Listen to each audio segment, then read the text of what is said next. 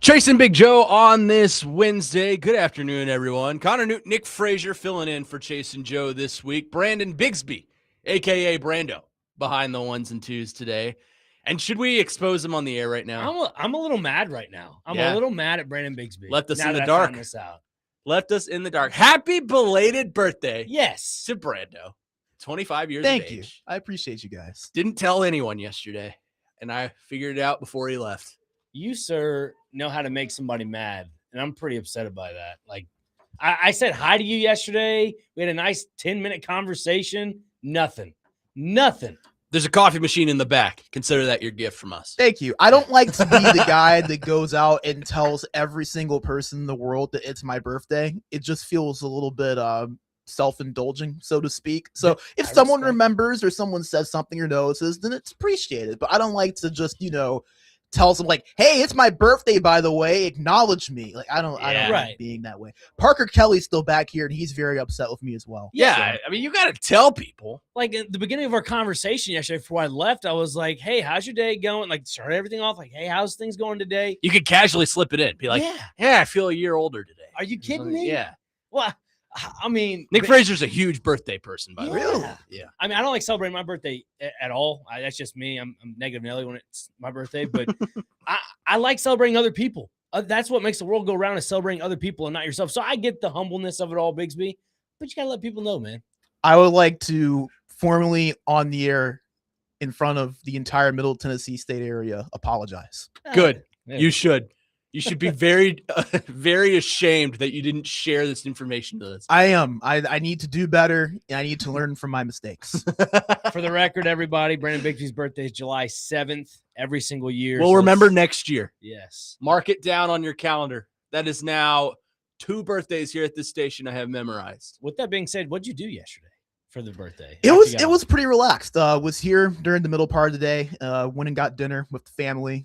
Had some cake. So pretty normal day, honestly, but it was nice. I feel like the best thing about birthdays is that you just kind of appreciate that you were able to make it through another year. You especially as you get people older. Around you were there with you for it. So nothing too special, but a good day nevertheless. So especially as you get older, like it's less about what you get, more about just kind of enjoying the time, and you kind of care less as you get older. I'm kind of in that phase right now where I'm in my 20s now.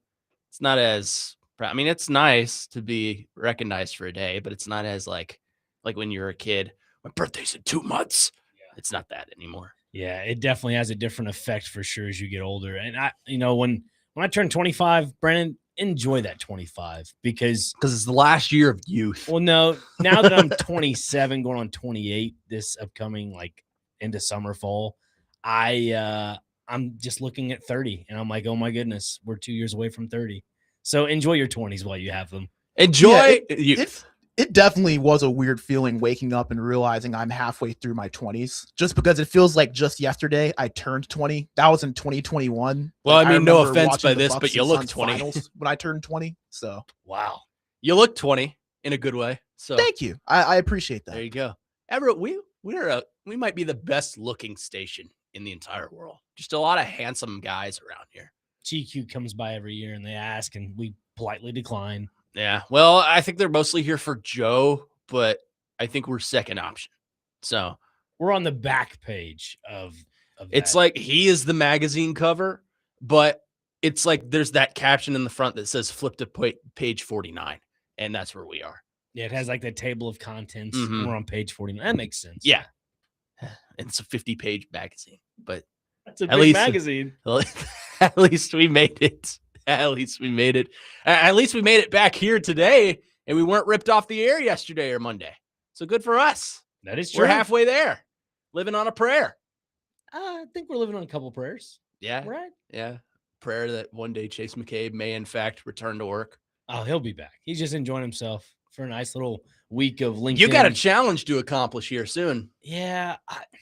I might as well just donate instead of doing the ice bucket. Oh, I want to be nominated. No one ever nominates me for anything. I'll nominate you. How about that? I'll nominate this guy right here. All right. No, yeah. Well, we'll have to get that rolling here in a little bit.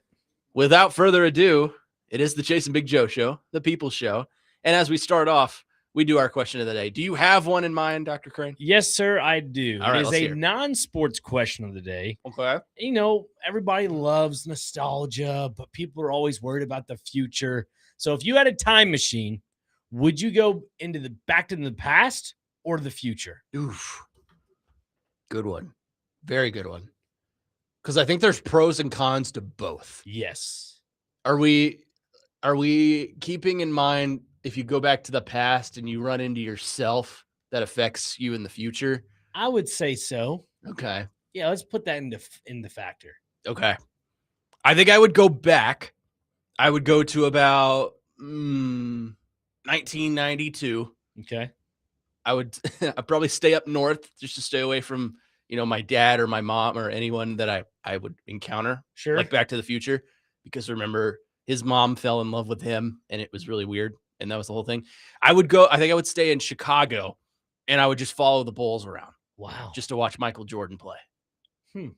See, here's what I would do. I'll go back into the past, but it would be like, I don't know, 2003, 2004. And for me, I just go live some of the best memories that I had as a kid, but as an adult. Yeah. I feel like it gives a different perspective. It'd be kind of cool. But again, like you said, stay away from your younger self. I just feel like a lot of my favorite things come from the 90s. Like, huge Michael Jordan fan, huge Michael Jackson fan, huge rock fan. So get to see the grunge era and stuff like that in Seattle. I think music and movies and things were just better back then. So to go back to the 80s and the 90s and stay away from, my family that would already exist, because you can't run into them. It creates a time paradox and you have the possibility of not ever being born. So, but just to follow stuff like that around, I've always been told I'm an old man at heart, kind of like you. You're a bit older than I am at heart, but I live in that era, the 90s and the 80s and that musical and that sports era. Not as much as Joe does, but it still is part of me. So to go back and see all of that would be just unbelievable. Yeah, I mean, looking at it now with all the history that's happened throughout my family, I might go back a little bit further back in time, like maybe 78, 84-ish, something like that. Yeah. Because that's when my grandparents had the restaurant. I never got to experience that. Mhm. So it'd be cool to just go in, eat, because it'd be a home-cooked meal for me, but they wouldn't know who the heck I am, which would be pretty cool. So, again, that kind of goes against my rule of seeing family, but it is what it is. That's the other thing. If I were to live that out and live through the 90s, I'd be able to see the Attitude Era of WWE. That is true. Prime WCW. So the Monday Night Wars would be awesome. Get to see The Rock and Stone Cold in their prime. And on the other side, you got the NWO and Ric Flair and things like that in the Monday Night Wars. So that would be really cool. And then I would see, Kentucky win 2 national championships in 96 and 98. So that would be awesome as well. I would definitely go back. If you go to the future, I feel like you're ruining things for yourself. Like, it would be like in Back to the Future 2. Remember when they go to 2015 and they correctly predicted that the Cubs win the World Series? That was pretty crazy. You would ruin some things for yourself. Like we could possibly see, hey, the Titans are going to win the Super Bowl in like 2030. Huge stretch there, I know. But just for example, I feel like that would be something you would want to experience live and in living color rather than get it ruined for you. Yeah. You want to experience it once and then don't let it, fester and ruin it up later on in life. For sure. 615-737-1025 is the phone number. Our question of the day. If you have the ability to time travel, would you go back or forth? I think you and I will both go back. Brando, would you go back or forth in time travel? I was really debating this back and forth, no pun intended. I feel like I probably would go back just because of the point that you made, Connor. If I can't actually use the future to change anything bad that happened, why would I want to ruin the good things that happened by already knowing that they're going to happen? I want to be able to experience them and embrace them as they come. While in the past, I'm like you. I love so many things from like the 90s and the 80s, TV, sports, all of that stuff. So to be able to go back and actually live and experience that, I think would be awesome. So I'm going with the past unless you would have the ability to change things from the future or to use the things you saw to change them. Could you stop events? Like, could I go back and stop 9/11? And would that be good for the country? if we prevented that. I mean, it obviously would be a good thing for the country, but I don't know if changing or altering events would be a good thing or not. I just feel like that would mess with the Space-time continuum. Well, that could also mess with your future as well, and like you never know. That's true, because you always hear from people. I remember where I was on 9/11. Right. Would that? It's like this is like an episode of Family Guy where they go back and stop 9/11, and then the world becomes 9/11 is just an example, but that'll go in the Hall of Fame of out of context things I've said. Yeah, I don't think I would stop any events. I think I would just kind of monitor. Because if you go back, let's say to the Chicago Cubs, Florida Marlins, and you have the Steve Bartman moment, you don't have that anymore. You try to alter that, then guess what? You're altering sports. You're altering the future. You're altering what could be of you. Like if you physically go out of your way to stop that event, that would probably. So I think we should set the ground rule. You can't alter your future if you go to the past. So if you run into your family, you can't alter the past. That would. We're tripping ourselves out. It's okay. No, I think you were correct. You can't alter your future if you go to the past, because that in the past, the present's your future. The multiverse is very real. Not actually. I do have a question though, because that actually did kind of spark an idea. You mentioned the Bartman slip up. Yeah. If there is one sports moment that you could go back and change, what would it be? Oh, good question. It's fantastic. Let's answer that on the other side. Sure. 615-737-1025 is the phone number. Phone and text lines driven by WilsonCountyHyundai.com. If you could change one event in sports history, what would that be? We'll discuss that coming up next here on the Chase and Big Joe Show, brought to you by the Omni Nashville Hotel on 102.5 The Game.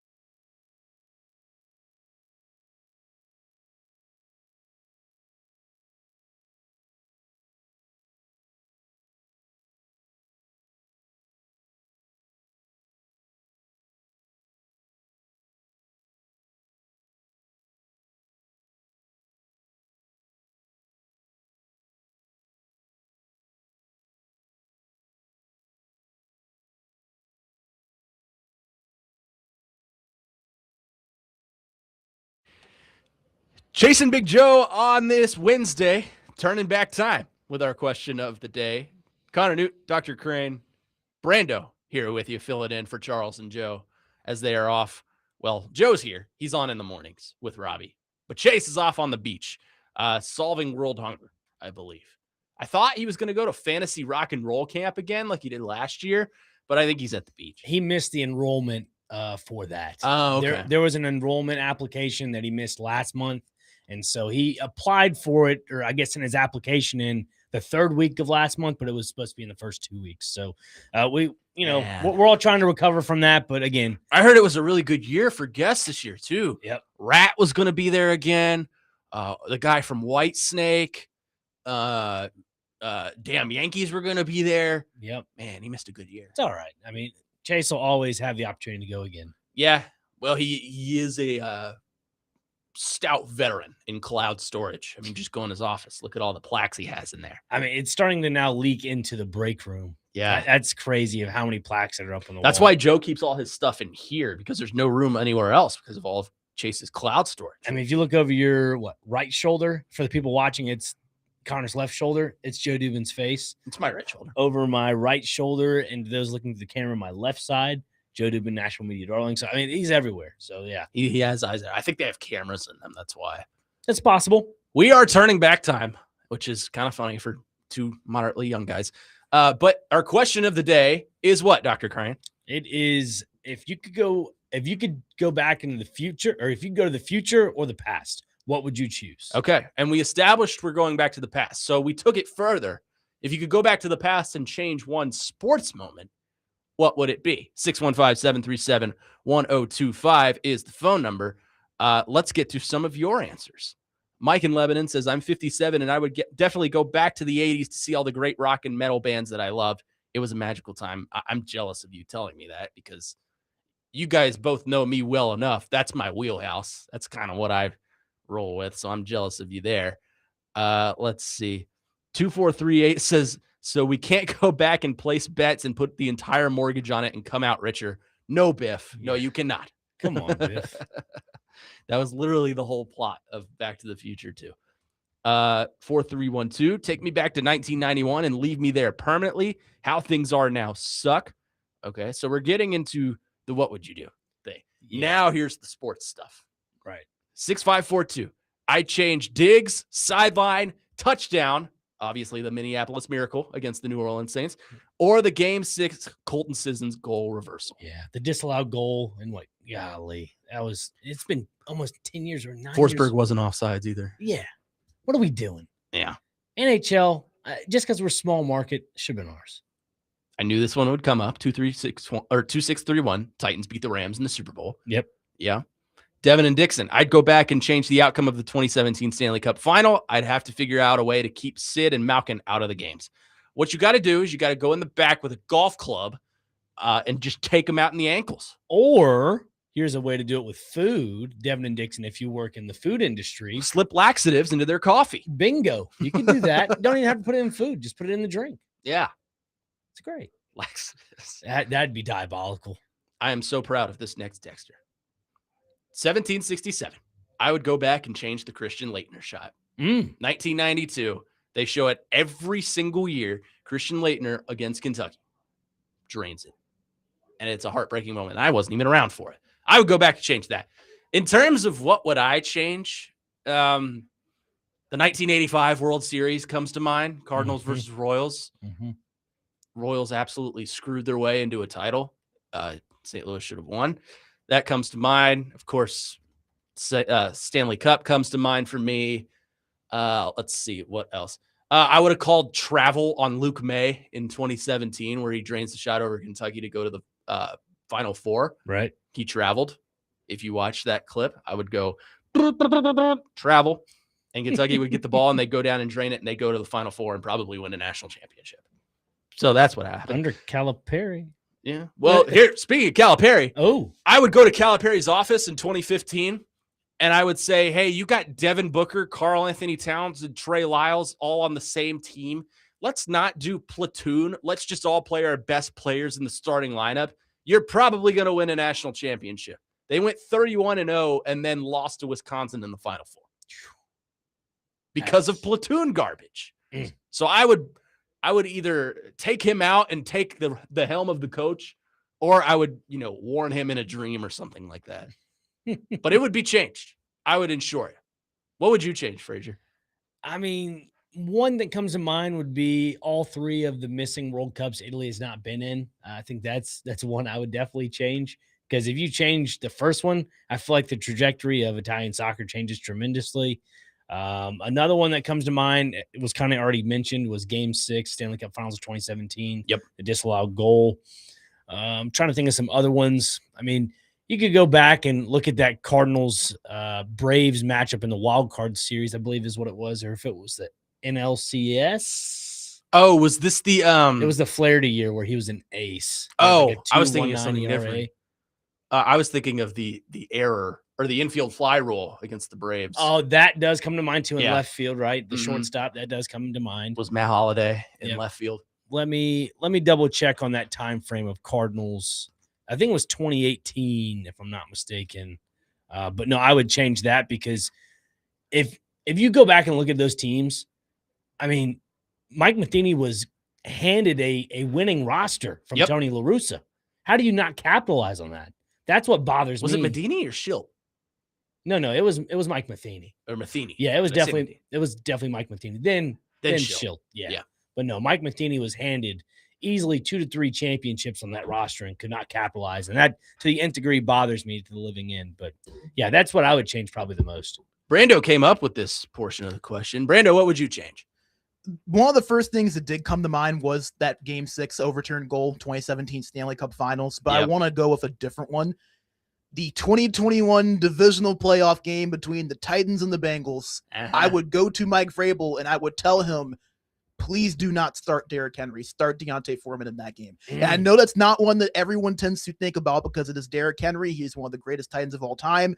However, he was clearly not ready in that game. And Deontay Foreman, if you go back to that game, was running quite well. Yeah. He had a lot of momentum in that game. And I personally I will die on the hill believing that if the Titans win that game, they at least go to the Super Bowl. He had like against the 3 Rams. carries for like 60 yards, I think. Yes. Something like that. And I feel like, the 3 interceptions from Tannehill, it was what it was. But a huge reason they lost that game that people don't talk about was the lack of success in the run game. And I feel like Deontay Foreman was the hot hand. He was playing well coming into that playoff game. It was pretty clear Henry was not all the way ready coming back from that foot injury. I would plead and beg both Mike Vrabel and Todd Downing, do not force him to play in this game and do not force him to start. Speaking of old timers, we have a little bit of breaking news in Major League Baseball. Oh, Justin Verlander has announced that 2026 will be his final season. about time. Yeah. I mean, he's 42, Yeah. 43. Verlander, wasn't he on the IR for a little bit and then came back? I mean, Yeah. I'm glad he's retiring in Detroit, though, yeah. where it all started for him. I think they were really hoping to go for it this year. Even, Jake Lyman, we've talked about, all 3 of us have talked about the Tigers getting Framer Valdez. That has not worked out for them. Nope. Tarek Skubal going on the IL because of that elbow, whatever is going on. Future Dodger, by the way. Potentially. And then you now have, Justin Verlander, who's just trying to turn back time as we came back with that. It just is not working out well for him. 615-737-1025 is the phone number. Let's go to our phone lines. Ryan is on the line waiting patiently with a sports moment he'd change. Ryan, go ahead. Hi, yes. If there's one thing I would change, it's immediately the Nola no call, the worst no call in NFL history. Drew Brees and the Saints easily go down there and destroy the Patriots in the Super Bowl. We were robbed of one of the greatest Super Bowls of all time. Thanks, Ryan. Yeah, that comes to mind. I was thinking about the 2019 no call pass interference as well. Call that. The Saints are going to the Super Bowl and probably winning. Yeah. Jacob says the Jeff Green travel against Vanderbilt in the 07 Sweet 16. True heartbreak as a kid. Still not over it. Bush push USC against Notre Dame. Yeah, that's not a great look. I don't recall the 2007 travel that he's referring to. Sweet 16, they were playing Georgetown. Oh, thank you, Brandon. I was 3. I don't remember this. Okay. I don't remember it, but as somebody that's been surrounded by Vanderbilt fans enough, that's something that they have never let go since it's happened. Mike in Lebanon says, I'd go back and erase the tuck rule that nobody knew existed before Brady. That's a good one. Yep. 7268. I would go back to 2009 and hire Gary Patterson over Lane Kiffin for Tennessee. Yeah, I feel like this is a great question for Vols fans. That's an interesting one because would you go on the path of coaches you had after Kiffin if you never hired him? I don't think so. I don't know because it was a bunch of failed coach. It was Dooley, and then you had Butch, and then you had Jeremy Pruitt, and then you finally got a coach now in Josh Heupel. But if you hire Gary Patterson, would you truly be on a better path in terms of coaching succession after that? I don't know. Can't forget about Jim Chaney, by the way. And Jim Chaney, of course. That was a little interim though for like that season Yeah. with Derek Dooley. But I don't know. That is a great question. Brennan, what do you think? That is a good question. And I think that what's interesting about it is that you kind of look at what Patterson was able to do at TCU, a school that had at the time significantly less resources than what they do now. You can make the argument that they could have at least been competitive. I don't think that they would have been a national title contender by any means, but they could have been a reasonable 8-win team that stayed at least afloat rather than being a team that was stuck in just kind of 4 to 5 win purgatory and recycling back coaches for the next 10 years. So, I mean, that's a good question. I feel like they'd be better off, but I don't think that they would be prime years Tennessee that I think the fans look back and think they could have been had they hired him over Kiffin. Here's a good one for you. Would you go back to the 2023-2024 season of the Nashville Predators and allow them to go to the U2 concert? Because remember, that sent them on the 19-game point streak. They squeezed into the playoffs and lost to Vancouver in 6. And then it sparked the whole, we're going to sign Stamkos, Shea, and Marchessault on July 1st of 2024. And then they were the third worst team in the entire NHL. So if you knew that it would, put you on a better path to rebuild, would you allow that U2 concert? I still think the same out. Now, I'm not saying if they do go to the U2 concert, I don't think they go on a 19-game point streak, but I think the same outcome is going to happen, and that's possibly going to the playoffs, still squeaking in. Again, that was a miraculous 19, 20 points that you had to go grab, but I don't know. I feel like it still triggers the Brady Shea, Stamkos, Marchessault deals in that following, window. Yeah, I feel like that gave them so much false Hope. sensibility of where the team was. So, Trotz decided to pivot. We're going to go all in. And, rightfully so. We all felt that false hope too. Remember that July 1st, we thought, oh, they are a Western Conference contenders immediately with these moves. And then it just didn't work. I just think out of those 2 of those 3 pieces that were brought in, I think we all can agree that one for sure is something that'll stick around in that Stamkos, but the other 2, time will tell. One's definitely going to be shipped off this offseason. At some point, right? At some point. But I still think it happens. And regardless of what would have transpired with that, I mean, we're all seeing the effects of it now, but regardless if it did not happen, I still think the Preds are in kind of the same situation. It's a good one because I think that's the turning point of the season for the Preds. They squeezed into the playoffs, and I was at that game 4 where they were up 2 goals with about 10 minutes to go, blew it, lost it in overtime. It was horrible. So I was at that one. That one blew my mind. We'll continue some of your answers coming up next. Plus, we'll get into some actual sports conversations of things going on. Texts right are now. rolling in. I know they are. Keep them coming. 615-737-1025 is the phone number. Coming up next, Mike Clay, NFL analyst, ranked every NFL roster, and the Titans are ranked pretty low. You got a problem with it? We'll talk about it coming up next, right here on the Chasing Big Joe Show on 102.5 The Game.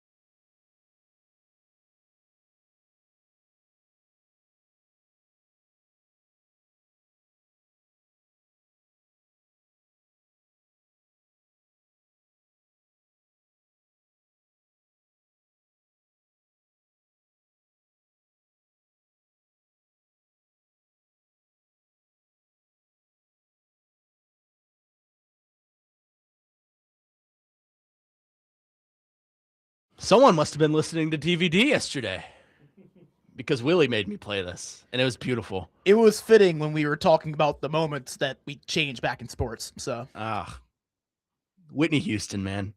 Whitney Houston. Welcome back in. Chase and Big Joe here on 102.5 The Game. Chase and Joe out. So Connor Newt, Nick Frazier in with you today. Let me tell you that the Borchetta Bourbon Music City Grand Prix is coming to Nashville Superspeedway Saturday, July 18th and Sunday, July 19th. And 102.5 The Game has your chance to win tickets to the IndyCar race.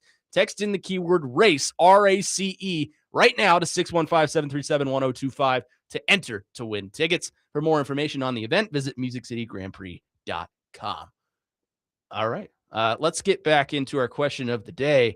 Quickly, a few more texts have rolled in. Our question of the day has become, if you could go back in time to change one event in sports, what would you change? 2438 says, I'd change that offsides call in the 2018 national title between Georgia and Bama. Georgia would have won that game if the refs didn't crap the bed. I would agree with that. That's true. I was pulling for Georgia in that game. I remember because that was who was the quarterback? Jake Fromm was the quarterback in that game.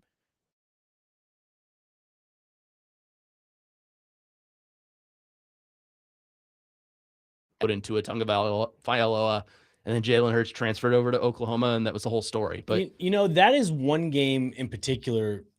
We kind of talked about before the show, like what's one game you go back and kind of rewatch type thing, and that's one game I have caught myself on YouTube because it's a great game. If you go on YouTube, there are a lot of old school games that are the CBS 230 games, like especially the Johnny Manziel era. But this national championship game in particular, the overtime 26-23 game, so many NFL talents in that game. You could list them all: Sony Michel, Nick Chubb, DeAndre Swift. Obviously, you have Jalen Hurts, Tua, Najee Harris.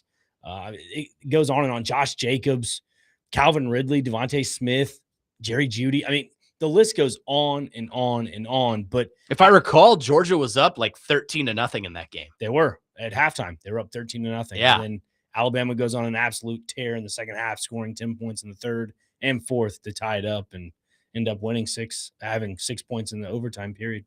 Yeah, that was a fun game, though. As a fan of neither team, I was just kind of excited that an SEC team was going to win a national championship because it was an all-SEC national championship. And let's not forget, it was 13 when that happened. So that was a fun game. I remember that. 3560 says, I just tuned in, so my apologies if this was talked about. Armando Galarraga, perfect game, ruined in 2010. Detroit Tigers. Mm-hmm. Yeah. I forget Jim Joyce. I believe that's the umpire that I guess ruined it for Galarraga. Yeah, it was Jim Joyce. Unfortunately for Jim Joyce, like he's going to go down into the, I guess, umpire Galarraga. There you go. Sorry, I was trying to do the R. You can roll the R. Galarraga. Yeah. I took Espanol in high school. There you go. But no, Jim Joyce, unfortunately, is just remembered for a terrible call. And I think if you have ABS and you also have the review system back then, he's not going to be remembered this way. So it's unfortunate, but that's kind of what, opened up this idea of ABS and video review. 4858 says, I would change the banning of Pete Rose from baseball. That's a touchy subject because there are people on both sides. Yeah. On one hand, he blatantly broke the rules. He admitted he broke the rules. And, we all know this in talking about Brennan Sorsby for as long as we've been talking about him. Gambling in sports, in any sport, especially on your own, is a huge no-no in sports. Oh, yeah. And he did it. But then again, Pete Rose is one of the greatest, if not the greatest, baseball players in history. And I think Charlie Hustle. Yeah, Charlie Hustle. I mean, that's a Hall of Fame talent. So it's a touchy subject. There's so many politicals and logistics that go behind it. I mean, he bet on his own team. He did. It morally is not right. But again, one of the best players of his generation. I still think you can't take that away. I think he has to be, I see what Manfred did. He's going to allow him into the Hall of Fame now that he's passed away. I think that's pretty petty. But regardless, I think it was the right thing to do. He broke the rules. Yep. I mean, Brennan Sorsby, obviously different scenario. He's been on way more than Pete Rose did. But is he allowed to play college football? Is he allowed in the NFL right now? No, because he broke a rule. So I don't know. It's a touchy subject, and I love Pete Rose. I respect Pete Rose as a player. But again, he broke the rules, and he willingly did that. I think it's interesting when you bring up Sorsby and Pete Rose in the same sentence. You look at the way this is being handled. Like, obviously, for Sorsby, was at Cincinnati, also was at Indiana for a brief time. And yes, he did bet on games that had Indiana's involvement with it when he was a redshirt freshman. There are, Major League Baseball games that he bet on, which was kind of wild per pitch. I mean, But he never bet on his own team. Yeah. I don't think. Indiana, when he was a redshirt freshman. Oh, Pete Rose, I was saying. Oh, yeah, Pete Rose, yeah, for sure. Yeah. When he was in the MLB, yeah, he bet on his own team. Oh. Yeah. That's the thing, is it's interesting because you see a league in Major League Baseball that basically shunned him away from the sport.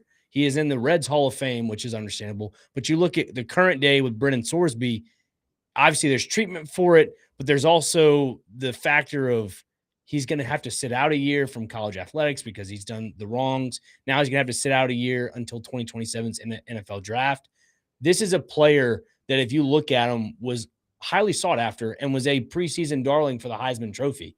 So it's kind of the same. I would say that not the same, but when we look at the primes of both players, it's in the same category, if that makes sense. So I feel like it's just something that is interesting to look at when comparing those two, is that they both were kind of in their primes of both of their respected sports, and Sorsby's being held a little bit differently than there is with a guy like Pete Rose. Rest in peace. Yeah, it's a touchy subject. It's always going to be a touchy subject in sports and gambling, because especially now that it's legal in the United States, in most states, people have access to it. I mean, what was the excuse that Texas Tech used? How do you expect him not to gamble when he has a supercomputer in his pocket?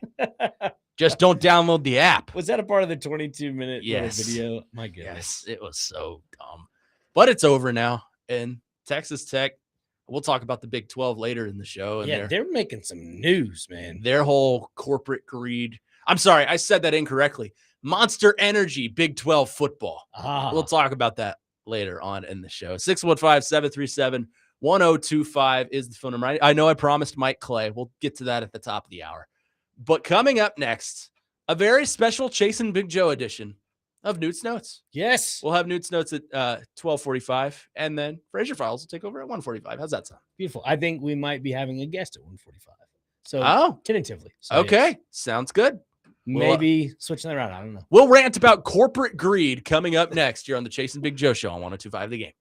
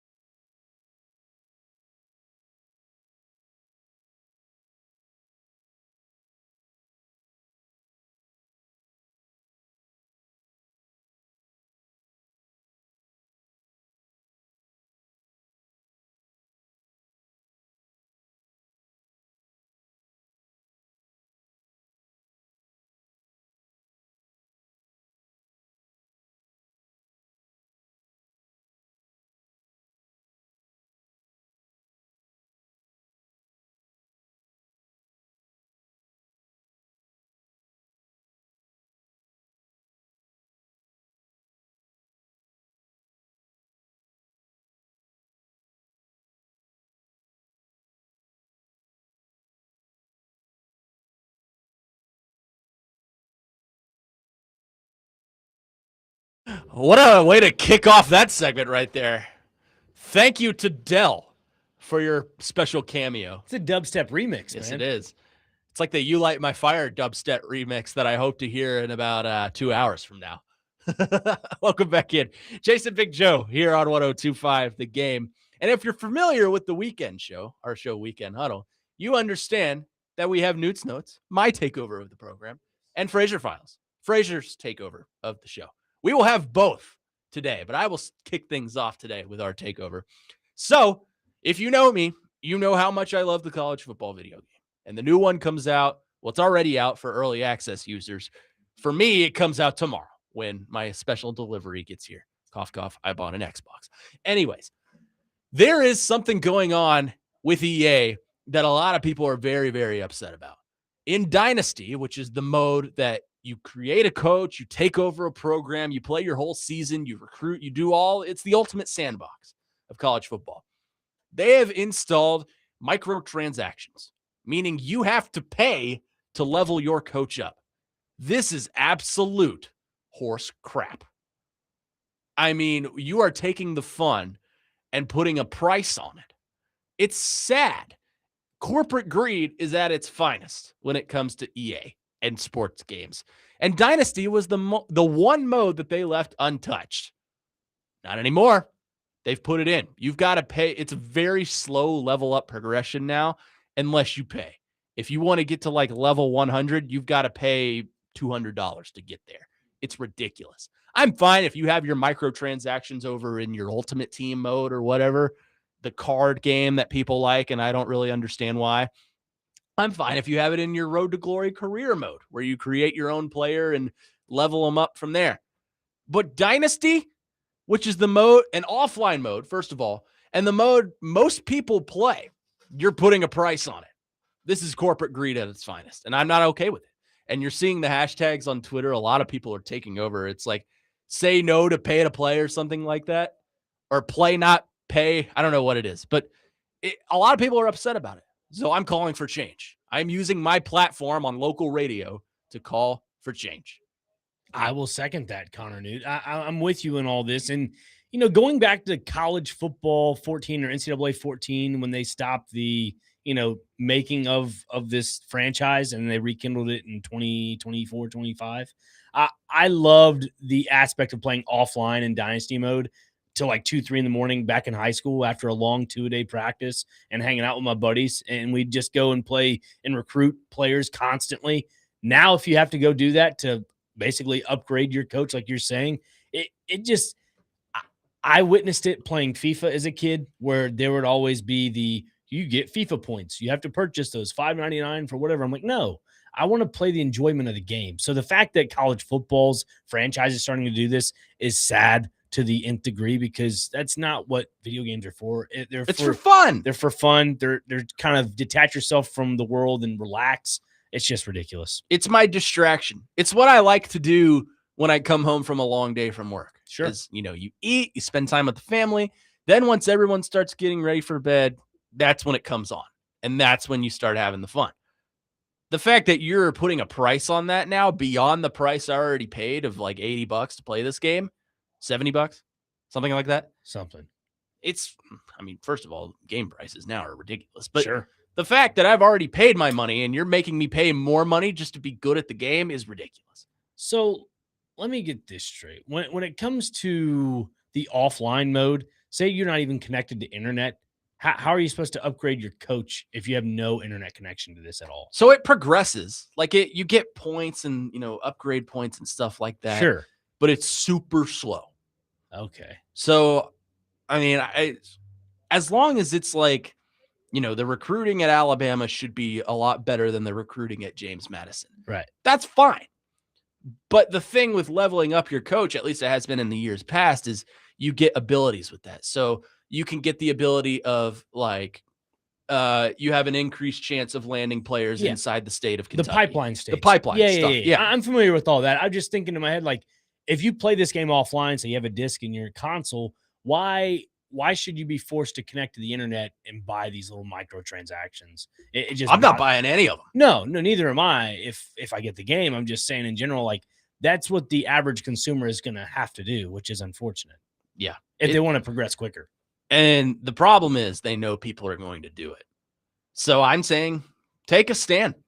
Don't do it. I'm not saying don't play it because of course you're going to play it. I'm going to play it. Yeah. I'm excited. That's my plan tomorrow because my Xbox is coming in. Hopefully my mother's not listening. All right. It's coming in tomorrow. My game's coming with it. I'm excited. That's my plan for tomorrow night is to get the play now going. They got the mascot mode back in it, by the way. I heard. Awesome. That is nostalgia at its finest. Mm-hmm. Takes you back to NCAA 05. Yeah. Mascots. I mean, that's been a staple. That's the kind of mode you don't really play by yourself. It's like the boys are over. We're going to play mascot mash. I'll probably play a little bit by myself tomorrow. But the fact that you're trying to taint this for me and make me pay a price inside of a game I've already paid the price for in years past that I haven't had to pay anything for is kind of ridiculous.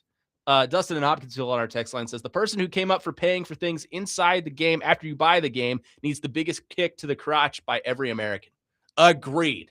Everyone, let's put on our thickest shoes, find the person that did this, and kick them square in the noodle. You could do that. It's just corporate greed, man. It is corporate greed as always. And I just feel like the almighty dollar, when the people that are in the higher up, seats in this world, they always seem to win. But in this case, I don't think it'll happen because there are more people that are going to play this game than anything just off the sale purchase of the game, not the purchase inside the game. So I think what your valid case is, I don't think it'll happen. I think they'll patch it. Yeah. I think they're going to see the slap back from all the fans that are against them. And they usually do a day one patch anyway, which is probably going to come out either tonight, tomorrow, or Friday.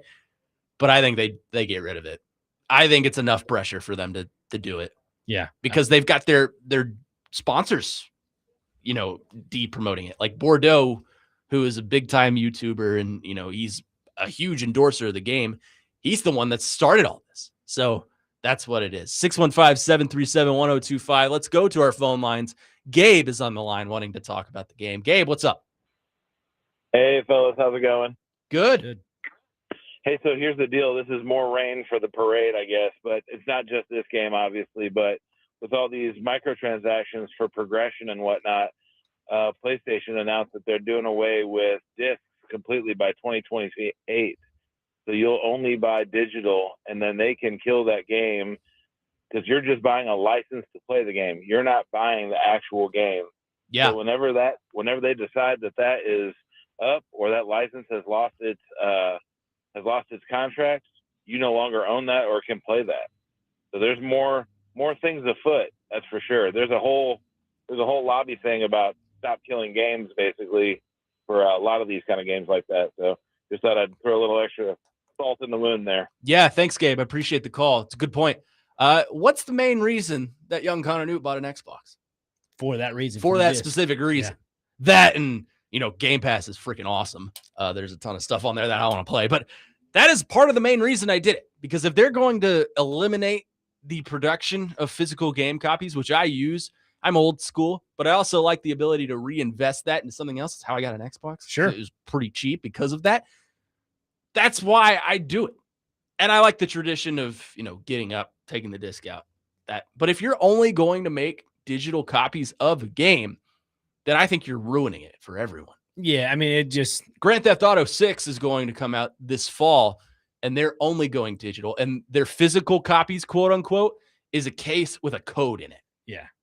So it's ridiculous. It is pretty crazy. And looking at that, talking about physical disc, it reminds me of just childhood of the PlayStation 2. Yeah, and it's nostalgia.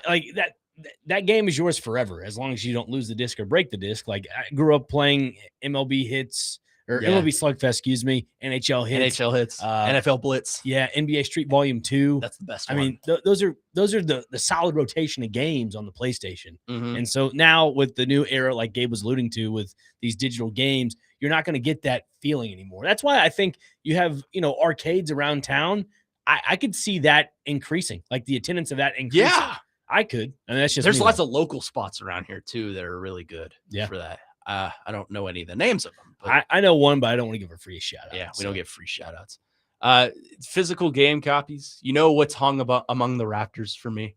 in terms of games I still own because it was such a historical, monumental release the summer of 2024. College Football 25 is hanging up in the Raptors, aka on my highest shelf. Okay. It will never be touched again, but it is hanging there. Interesting. So Good to know. that's my little soapbox on EA. Quit your corporate greed, let people have fun. And to Sony, quit your even bigger corporate greed. Keep making physical copies, let people have fun. 615-737-1025 is the phone number. Coming up next, start hour number 2. I promised it about 30 minutes ago, so we'll get into it right now. Mike Clay for ESPN ranked every NFL team's roster. Where did the Titans rank? We'll discuss that coming up next here on the Chase and Big Joe Show on 1025 The Game.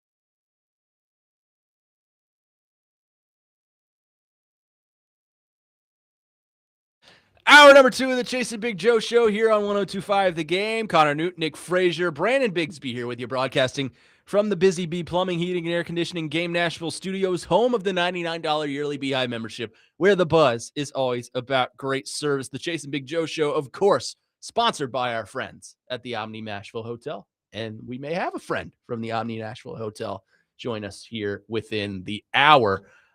Before we get into the Titans and Mike Clay's list of every NFL roster, let me tell you that our football offseason coverage on 102.5 The Game is presented by Tennessee Brew Works and Parman Tractor and Equipment.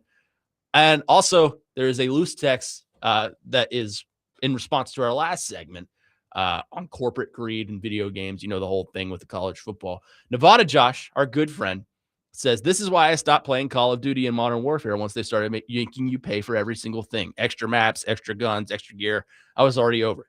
I paid $500 for the system, $100 for the game, $40 a month for internet, plus the cost of the Xbox Live membership. Now they want each game to cost an extra $200-$300 to upgrade. When I was a kid, you bought the $100-$200 system and then a $25 to $40 game, and that was it. Yeah, Call of Duty is like the extreme of microtransactions. Like, you have to buy everything. It's Call of Duty, and do kids still play Fortnite? Is that still a thing? With the younger generation, probably. I know when during COVID, that was a big thing for all my buddies. We'll get on at like 4 or 5 o'clock at night and play whatever. But I mean, that's crazy. $500 for a system. I mean, that's the going rate. I mean, that's almost as much money for the NFL season ticket on YouTube TV. Like, MLB TV. Yeah, MLB TV is cheaper. $150.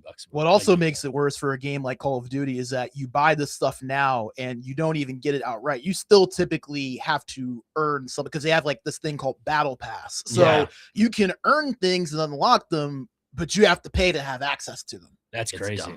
That is crazy. I'm not a huge Call of Duty guy to begin with. Like, I'm lame. I'll play Call of Duty when it comes on Game Pass or something, and I'll play it for the campaign, and then I'll never touch it again.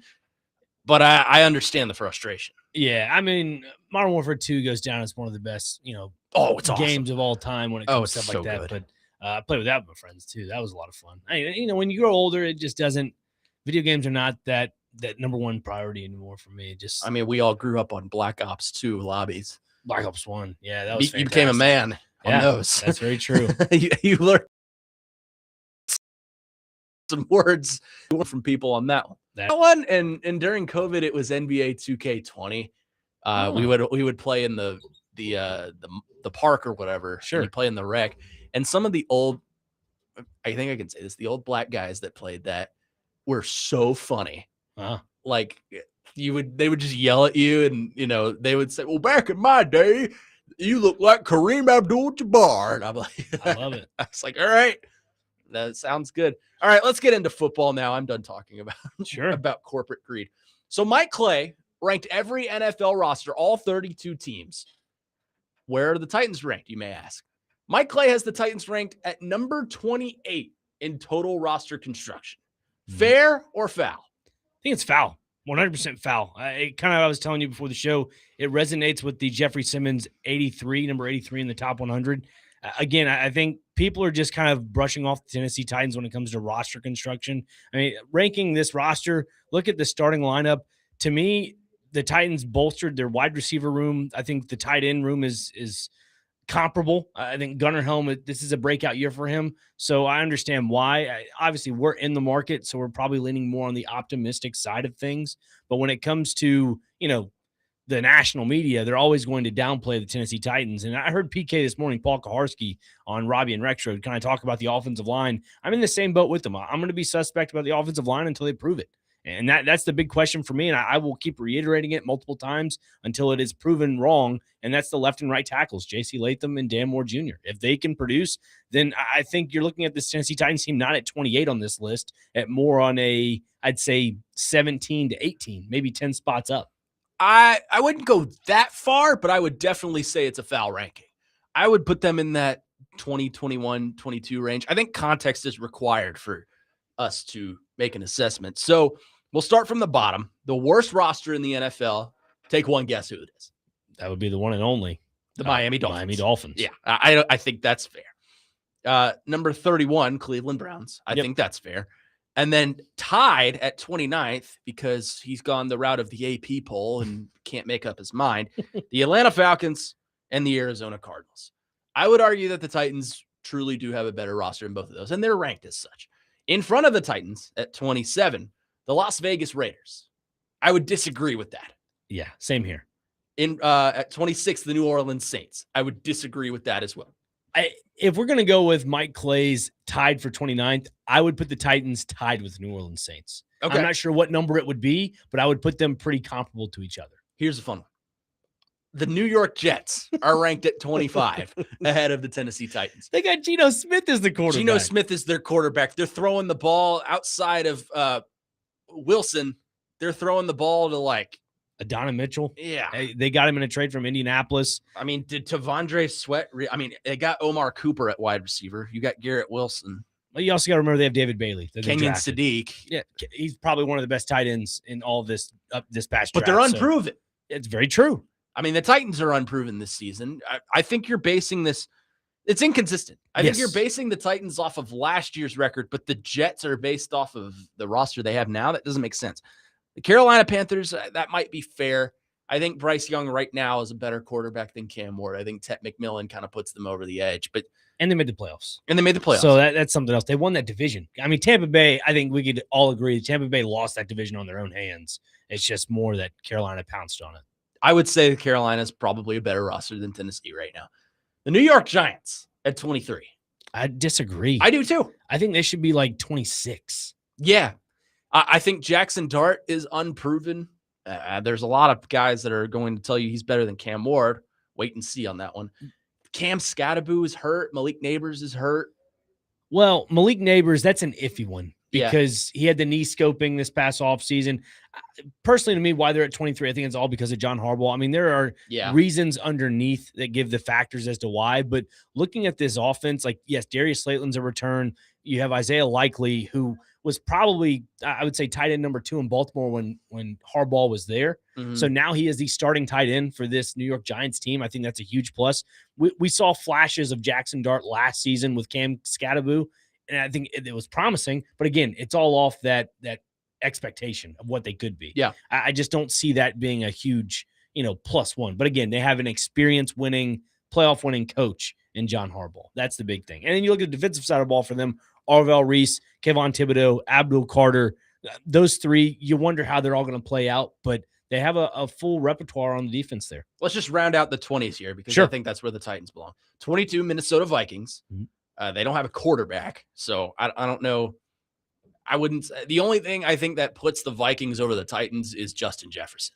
Okay. That's a guy that elevates your offense. I think they have a decent. And TJ Hawkinson's a good player too. But they also got Aaron Jones as the running back, Jordan Addison as your slot wide receiver. I mean, so is TJ Hawkinson. I mean, he's an old tight end for the most part, but you look at this team, you grab a guy like Jawan Jennings in free agency, that elevates your team. It was something that Tim Hasselbeck brought up when I was asking about Stribling from Ole Miss, Deshaun Stribling. How can he find a way into that starting offense for San Francisco? And it's kind of just the same situation that, you found Jawan Jennings in. Just everybody's a true role player. And then when their number's called, their number's called. I still think the same thing for Minnesota. So 22 for me, I think is the right number. Yeah, that's fair. I don't know if I would make them better than the Titans. Right now, I think they are. Right now, I think that's fair. Yeah. 21 is the Washington Commanders, who have an average roster age of about 35. But Jaden Daniels is an unknown. He was hurt all of last year. Heading into year 3, can he replicate his rookie year? But then he's throwing the ball to Terry McLaurin and Chigakonkwo. That's about it.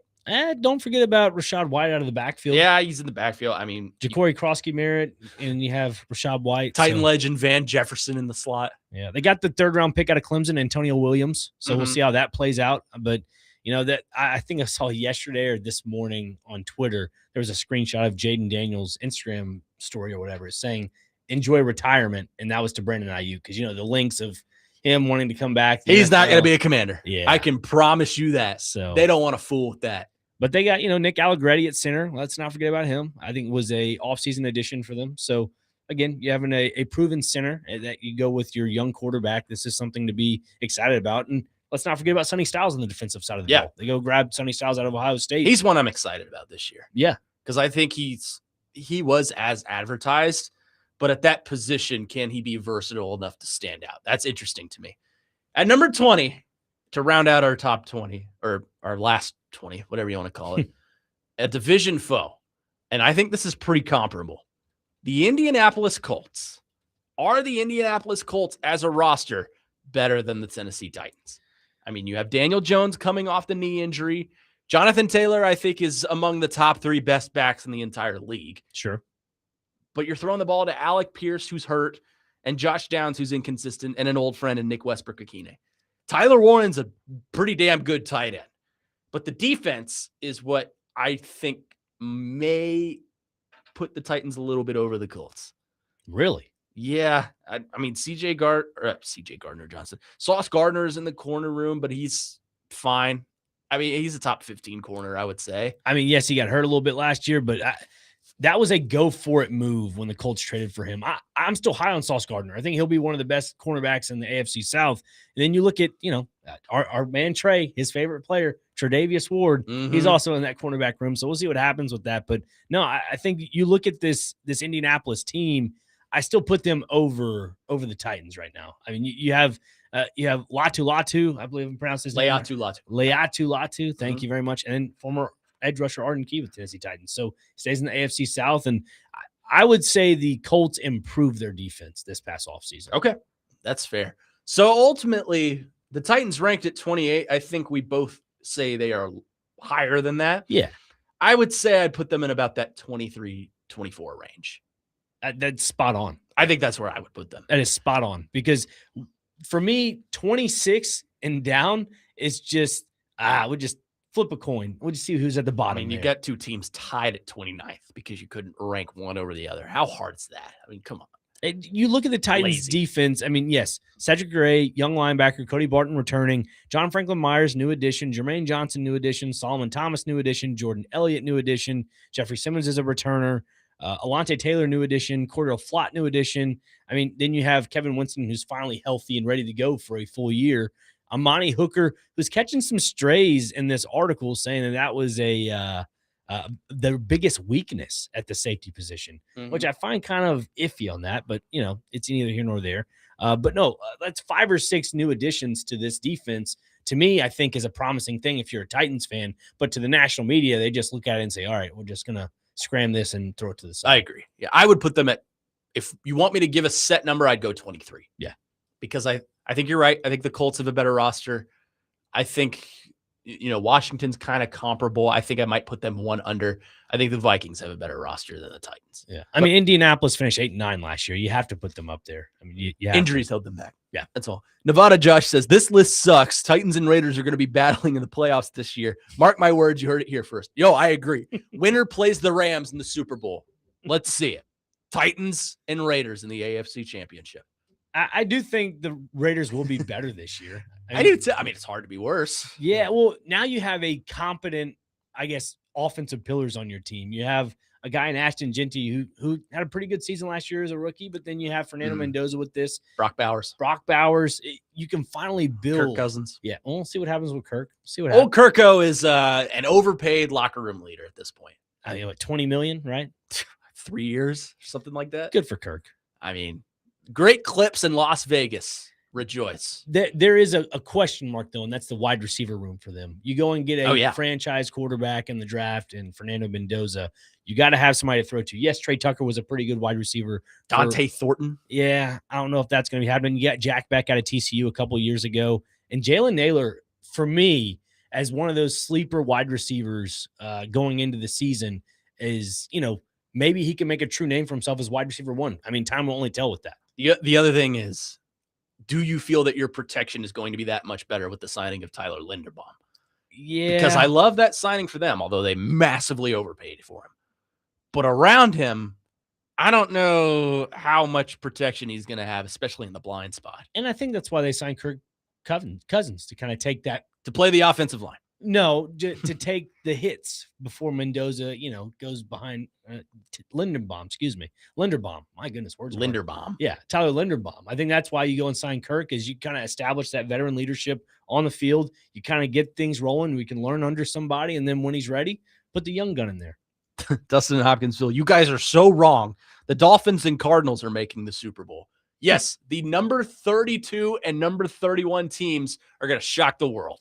Mark our words. Not mine. No, I will not get on that board with that. 615-737-1025 is the phone number, phone and text lines. Driven by WilsonCountyHyundai.com. So we've given you the worst teams in the NFL, according to Mike Clay. Who are the best teams? We'll give you that coming up next on the other side. Jason Big Joe, Connor Newton, Nick Frazier, Brandon Bigsby here with you on 1025 The Game.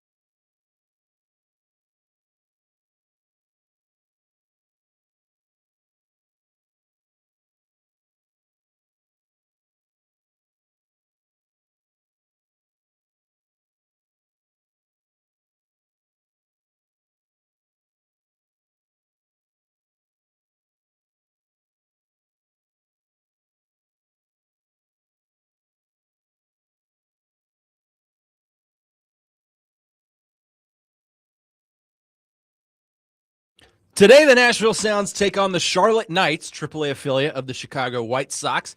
First pitch, it's very specific here, 6:04 p.m.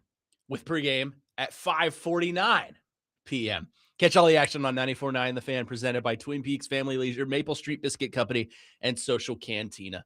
I think Charlotte is the team that starts at 6:04 because it's their area code. I think we talked about this yesterday, actually. Yeah. Which now I'm pushing the sounds to start at 6:15 every day, so we can be 6:15. At least that's practical. Yeah. 6:04. Really? Does 1 minute hurt? Look, you gotta be on time. On time's game time. On time is game time. Speaking of game time, it's almost game time for the NFL. Is that so? It is so. So rosters are being fleshed out a little bit. We'll see a lot more coming in the coming weeks for training camp rosters, cut down days when we get to the final 53. We've talked about where the Titans rank in Mike Clay's NFL roster rankings. And I think we went through the bottom 10. Sure. Who are the best teams in the NFL? And I think the clear-cut number one is pretty obvious. The Super Bowl favorites in the Los Angeles Rams. I mean, that team looks virtually unstoppable on every front. You have Matt Stafford, a reigning MVP. Kyron Williams is a serviceable back. He may have the best wide receiver duo in the league in Puka Nacua and Devontae Adams, who it's not the same Devontae Adams that was the best receiver in the league for a while, but still a serviceable companion. Your offensive line's great. The defense is fantastic with the addition of Myles Garrett. This is a team that, I mean, they're not going to go 17-0. It's impossible. Right. But this is a team that I think could make some massive, massive noise this season. Well, yeah, they traded for Trent McDuffie from the Kansas City Chiefs. Mm-hmm. And not only is, Devontae Adams and Puka Nacua as their 1-2 punch out wide, but let's not forget about the 1-2 punch in the backfield. You mentioned Kyron Williams. Don't forget about Blake Corum. I mean, fantasy owners definitely understand about the whole take away fantasy points from Kyron Williams. Blake Corum was a red zone touchdown machine last season. So that's always a fun thing to watch. And yes, Terrence Ferguson, one of the young up and coming tight ends. This is it was kind of something that I mentioned to Tim the other day about just the comparisons of the 49ers and the Los Angeles Rams, and how if the Rams would have won the Super Bowl, you could see McVay going out on his high horse. But if you look at the 49ers, if they were to, with the current roster they have, it's aging. They still have a young evolution of players. Right now, this is an aging Rams team. They're going for it. Like that, simple as that. You can't really, turn the page right now, because if you do that, then you lose everything. So that's why the whole Ty Simpson pick just made no sense. Oh, yeah. I mean, it made sense in the fact that they're building towards the future, but this isn't the kind of team that you want to build towards the future. Right. This is a win now team. So I think it makes more sense that they went out and traded those picks for Myles Garrett instead of using one to win now. But at the same time, it makes sense. It doesn't make sense, I should say. This is interesting. The top three rosters in the NFL all come from the NFC. The Los Angeles Rams at 1, Philadelphia Eagles at 2, and the reigning Super Bowl champions, Seattle Seahawks at 3. I strongly disagree with number 2. Really? Strongly disagree. I think when you look at a guy like Jalen Hurts, yes, you're going to see a lot of that tush push. You're going to see a lot of Saquon Barkley. Again, we go back to the unknown. We know what Devontae Smith is as that wide receiver 2 when it comes to the A.J. Brown conversation of it all. But A.J. Brown is not there anymore. Like that's my big issue. Yeah. You have Eli Stowers and Mekhi Lemon, who are rookies that have yet to prove themselves in the NFL. I don't think having them at 2 is the right way to put this, but that's just me. I think it's their offensive line and their defense that lifts them over. I mean, they have the best offensive line in the league, in my opinion. That's fair. And then you've got the Philadelphia Bulldogs at defense with Jalen Carter and Nolan Smith. You had Tariq Woolen in the cornerback room. From Seattle. Quinyon Mitchell, who you just drafted I think last year. Don't forget about Cooper DeJean. Cooper DeJean, white chocolate himself. So I think 2 is a fair ranking for them. Okay. For me. I think Seattle at 3 is a fair ranking as well. They're the reigning Super Bowl champions. They have to be top 3. Buffalo is at 4. Buffalo is interesting to me because they go out and they get what they think is a top receiver, or at least a wide receiver 1 in DJ Moore. To me, Moore is a high-end 2. You saw it on Chicago because Luther Burden and Rome Odunze started taking more of the receptions and the targets from DJ Moore, and that's why they flipped him. it's a matter of, is this really the guy that's going to push Josh Allen and company over the mountain? I think so. I would say DJ Moore is definitely a one still. You look at what they had with Stephon Diggs. Obviously, that aged out a little bit. What DJ Moore offers to the table is so much. And the fact that he, to me, is somebody you can truly rely on as a wide receiver one. When he was in Chicago, I just felt like there were too many mouths to feed on that offense. You go and you have Kyle Monangai in the backfield. You have Cole Kmet. You have Luther Burden, Roma Dunze. And those are two young wide receivers that you can see Chicago is trying to build a young core. So DJ Moore's, shelf life in Chicago was pretty slim. It was a short-lived area. But you go now to a win-now Buffalo team, I think it's a match made in heaven because now Buffalo doesn't have to worry about Keon Coleman anymore. I mean, he's still on the roster, but they don't have to rely on him as a true reliable target. He's not a one. Right, and you still have Dalton Kincaid and Dawson Knox as your two tight ends, pass-catching tight ends. One may be a little bit more prone to block more, but minus that, it's still a really good team. They have Bradley Chubb still. I mean, this is a little bit of an aging defense, you could say so, but this offense is still going strong. Number 5, the Baltimore Ravens, who I think are poised for a bounce-back year this year. Battled a lot of injuries last year, but also got off to a slow start with a healthy roster. So we'll see with them. Detroit at 6. They're another team I think is poised for a bounce-back year. I mean, you finished last in the NFC North, which I think is crazy to think too. Which is crazy because they're a good team. I think the NFC North is probably the best division in football this year. You think so? Yeah, I would. I mean, Chicago is good. Green Bay is going to be good. Minnesota, we kind of talked about. They're fine, but they can still beat you. And then you have Detroit. I think they've overtaken the AFC North in that department. New England at 7. So I'm wondering how much of the addition of A.J. Brown really puts them into the top 10. Because outside of that, I mean, Drake May you have. Ramondre Stevenson is a fine back. Hunter Henry's a fine tight end. They've got some offensive line struggles, I think, and their defense is good, but there's not one guy in my opinion, that lifts them over the rest. Well, I think when you look at New England, you can finally say they have a 1-2 punch with the wide receivers. Mm-hmm. They also got Romeo Doubs. Let's not forget about that as well. You have A.J. Brown as your 1, Romeo Doubs as your solid number 2. That's how I view it. I could be completely wrong, but I mean, Hunter Henry is a serviceable tight end. You wonder if Will Campbell can have a bounce back year, like you mentioned, a bounce back team. If Will Campbell can have a bounce back year at left tackle, then that's great. If they don't, then you're in for a rude awakening. But this is I'd say a defense that is still having a few retreads. I mean, you go grab Kevin Byard from Chicago. You have Harold Landry. It's basically the Titans defense from a couple of years ago in a roundabout way. Draymond Jones.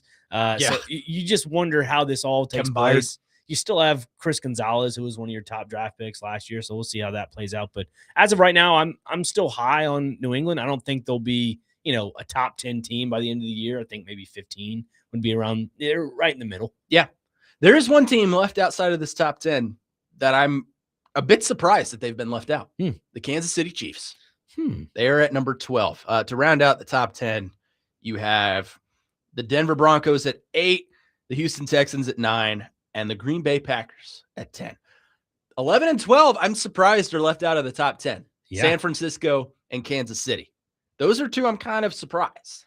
I would have put San Francisco at, looking at the rest of the top 10, I would have put San Francisco at 9 and move Houston back to like maybe 11 or 12. I would agree. Just because I think the offensive firepower on San Fran is a bit more than Houston's, but Houston's defense is loaded. Yeah. And then move Green Bay down to 11. That's what I would do. I agree. Move Green Bay to 11, then move Houston down to 12, and then that's where you sneak in San Francisco and Kansas City at the 9 and 10 spot. This one's a bit surprising too. The Chicago Bears at 17. I would have them much higher. 12? Yeah. I think they're good, especially on offense. Their defense needs work. I mean, their best player on defense is probably Devin Bush, who you got from Tampa Bay. But other than that, the offensive firepower they have with Caleb Williams, who I think is going to take a massive step this year. Right. You got DeAndre Swift in the backfield, Roma Dunze, Luther Burden, Cole Kmet, and who's the other? Colston Loveland at tight end. You've got a decent offensive line. I would have put the Bears at like number 12 or 13 for sure. I'm intrigued to see it number 13 for the Los Angeles Chargers. with the addition of David Njoku, that's kind of going under the radar. This is a team that has a 1-2 punch with the tight end room. I mean, you look at Gatson, who had a really good productive year last year, and yes, Lad McConkey, he can always get you the consistent 15 points you need in fantasy. But I think adding a true player in, Alec Ingold, that just sets them apart. It just does. Coming from Miami sets them apart, having a true fullback. That's something, if you can add an extra blocker, run blocker, that is, in the hole for a guy like Amari and Hampton, he could have a huge breakout year. Yeah, I agree. 615-737-1025 is the phone number. Coming up next, using these roster rankings that we have from Mike Clay, who is your Super Bowl sleeper? Ooh. We'll discuss that coming up next here on the Chase and Big Joe Show. We are broadcasting today, of course, from the Busy Bee Plumbing, Heating, and Air Conditioning Game National Studios, home of the $99 yearly Beehive membership, where the buzz is always about great service. Super Bowl sleepers coming up next here on the Chase and Big Joe Show on 102.5 The Game.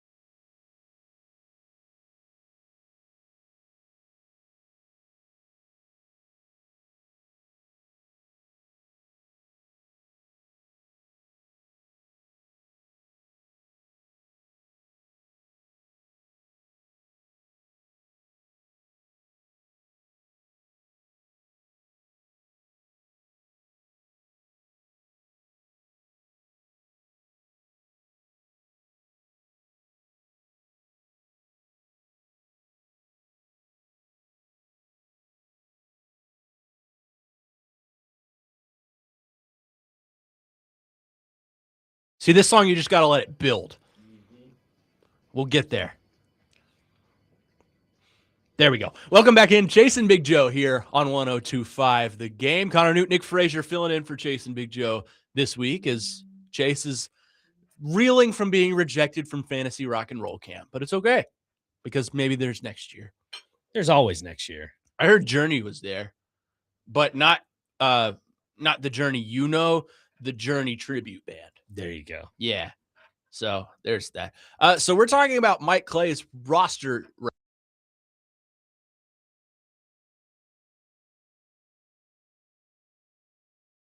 throughout the top 10 and even some beyond there, who is your Super Bowl sleeper? And this is obviously subject to change, being it is July 8th and the season doesn't start for about 3 more months. But who is your Super Bowl sleeper, Nick Frazier? It's going to sound crazy. Again, this is the summer. The Pittsburgh Steelers. Whoa. I know. Colin Kadoof? Is that you? No, there's something about this Steelers team, man. You have Jalen Warren as your primary back, and I mean, you traded for Michael Pittman. You had DK Metcalf from last season. You draft Jeremy Bernard. You still have Pat Freiermuth, and I think we're now starting to see the evolution of what Darnell Washington can be. He was a wrecking force at Georgia, and now he's a true, I'd say, helper on that offense. But then you look on the defensive side of the ball, still have Patrick Queen as your linebacker, Peyton Wilson, Joey Porter. From what I've read online, not the best of corners what he's turned out to be, but We'll see what happens. You got Jaquan Brisker from Chicago, and you still have Jalen Ramsey, so we'll see what happens. That's interesting because I'm lower on Pittsburgh than most people. Really? I think they missed the playoffs, to be honest with you. Yeah, I don't think they missed the playoffs. I can't go that far. They're an interesting team. I just don't believe in Aaron Rodgers, I think. Well, here's their schedule real quick. Let me go through this. First game is against the Falcons, or versus the Falcons. That's a win. Against the Patriots at New England. That's a win. The Bengals, again, that's a team that needs to prove more to me. I'm going to go with a win. Mm-hmm. The Browns, going with a win. They could start 4-0. The Colts, just for the sake of the conversation, I call it with a loss. That's what, 4-1 now? We're going with the Bucs. They beat the Bucs at Tampa. That's 5-1. The Saints, I think they beat the Saints. That's 6-1. The Browns, again, they sweep them, 7-1. Eagles, loss, 7-2. Houston, I'll go with the loss, 7-3. Jaguars, a win. That's 8-3. Ravens, loss, 8-4. Panthers, I'm going to go with the win. It's, 9-4, right? Yeah, that's correct. Yeah, There we go. I'm good with math. There we go. Then obviously you get to the Titans. I think that's another win. So that's 11-4 or 10-4, excuse me. Right? Yeah, I miss a game. You're missing 3. I am. Oh, I got 2 more? No, 1 more. No, I'm missing a lot actually. Where am I going with this? You're 10-4 on a 17-game schedule. I don't know how that's possible. I missed a few. Sorry about that. The Broncos. Why did I miss the Broncos? That's a loss. Yeah. So I fought the 5th loss. So that's 11-4 or 11-5. 10-5. 10-5. Well, no, including the Titans win. So that's 11-5. I think it was 10-5. Okay. Regardless, you have the Ravens to end the year, so that's another loss. So 6. So okay, 11-6. So 11-6. Yeah, that's higher than I would put them. They have like 8-9, 7-10 written all over them to me. Okay. I think it's gonna be more of the same. I think Aaron Rodgers doesn't elevate the team like he used to. Like when he was in his prime with Green Bay, that's a guy that elevated the team from start to finish. I don't think he has that anymore. But in terms of who I think is a sleeper, watch out for the Chicago Bears, man. Sure. I think that roster construction is great in terms of offensive firepower, and they need some work on defense. But I think Caleb Williams is going to take the step into MVP caliber quarterback this year. I think the receivers around him, the offense built around him is only going to help him. You have a tight end. You have 2 tight ends, actually, that are capable of getting into the goal line and making some big plays. You have 2 receivers that I think are capable of getting under coverage and, making big plays from there. And you have a running back room that I think is serviceable. So This is the year I think they take the step. They're a sleeper. I'm not going to say they're going to win it because you got to get through the Rams. You got to get through the Eagles. You got to get through the 49ers. You've got to get through the Seahawks. The NFC's tough this year. Yeah. But I think they're sleepers in that aspect. Let's see. 7-4-1-10. I'm sorry. That's 5 numbers. 7-4-1-0. Broncos are my Super Bowl sleeper this year. I think Peyton and Nick's put it together. I wouldn't necessarily call them a sleeper, being as they were the number 1 seed in the AFC last year. Yeah. But I understand what you're saying. There are teams in the AFC that are probably being looked more favorably than the Denver Broncos. So, yep. I mean, look, the Broncos, yes, you're right. They had the number 1 seed, but I don't know if I would call it a fluky number 1 seed. I'm leaning in that a little bit. I'm indecisive on it, but maybe they do put it together. The AFC West is a tough division this year, too. Yeah, it is. I mean, Chiefs, Broncos, Chargers, I think is a 3-headed monster. And then there's the Raiders. Yeah, Sorry, Nevada, Josh. They're just disrupting things. That's all they're doing. But no, just looking at the Broncos, you remember we all forget about this trade, but Jalen Waddle. I mean, let's not forget about that. Jalen Waddle. Who I think is a high end too, but yeah. anyways, we'll see what happens. You can still get Evan Ingram. I mean, that's one of those consistent tight ends that played really well in Jacksonville and was there last year with Denver. So I don't know. I'm not as high on the Broncos as other people might be. I think last year's number 1 overall seed or for them, a little bit fluky. That's why I'm indecisive on it. It just felt a little bit fluky, kind of like the Patriots. About it, Josh. I'm gonna pull a Parker pick when he picked Brazil to beat I think it was Saudi Arabia or something like that. My sleeper is the Rams. Okay. No, it's another sleeper that I think is under the radar, and I take it back, not under the radar. I would say one of the favorites, and it's the Buffalo Bills. I think they get over the hump this year. They're not a sleeper, but I think they're one of the top contenders. I will never pick the Buffalo Bills to get over the hump. Really? Because I did it last year and they burned me. I don't know. I could see the Bills getting it done this year. Like I talked about last segment about DJ Moore. This could be one of those years where they can finally get the job done. So, I mean, they have James Cook. James Cook is still one of the best running backs in the league. Yeah, I would say he's top 7 or 8 for sure. Yeah, for sure. I mean, Green Bay, I don't think has it fully yet. I think they're still waiting. No, they're too young. I think they're waiting on Matthew Golden to truly develop. They lost Devontae Wicks. They lost Romeo Dobbs. They signed Christian Watson to that big deal. Then you have Josh Jacobs. See what happens with him. But you have Tucker Kraft coming back from injury, and that's a huge addition to the offense. Yeah, for sure. I'm sorry, Adam Vingen on our group text just got, and it is so funny. Oh, so there's a burner account, called Richard Johnson. Oh, yes. You can put 2 and 2 together on what that actually means. You know how they're doing the NFL 100? Oh, yeah. He has Shedeur Sanders ranked as number 67. Yes. You got Adam got 6'7", 6'7", 6'7". Oh, it's so fun. We love you, Adam. Great stuff. We love you. 615-737-1025 is the phone number. Coming up next, a special guest from the Omni Nashville Hotel. They have an event going on tonight. Big event. We'll talk about that with one of our guests coming up next. Casey Lee Vassar, musician extraordinaire. We'll talk to her coming up next about said event going on at the Omni Nashville Hotel that you should totally go down to. We'll do that coming up next here on the Chase and Big Joe Show on 102.5 The Game.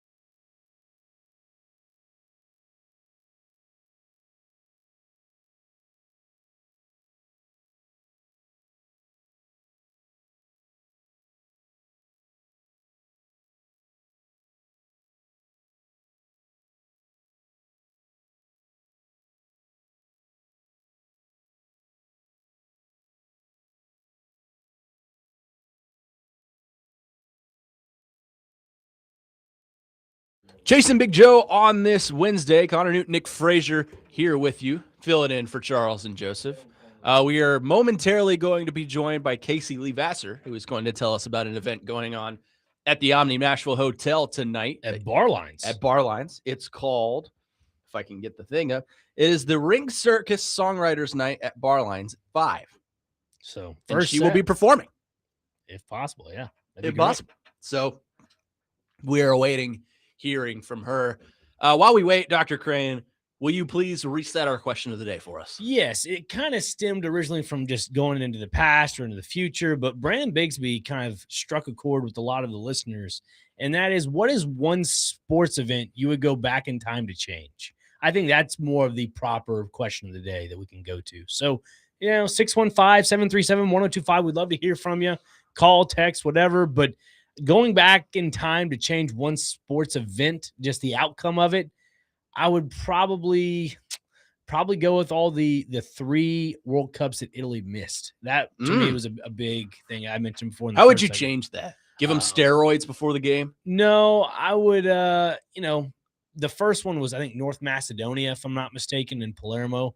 And that was just a bad one to miss. And all they had to do was take it to extra time, and it was a 0-0, and then North Macedonia scores on a throw-in on the right side, and Donnarumma just got caught with his pants down. I'm like, what are we doing? Like, this is... We've all been there. But at the time, you're the best goalkeeper in the entire world, and now you're almost on the backside of your prime, and you don't have a single World Cup cap, which is just a sad thing to see.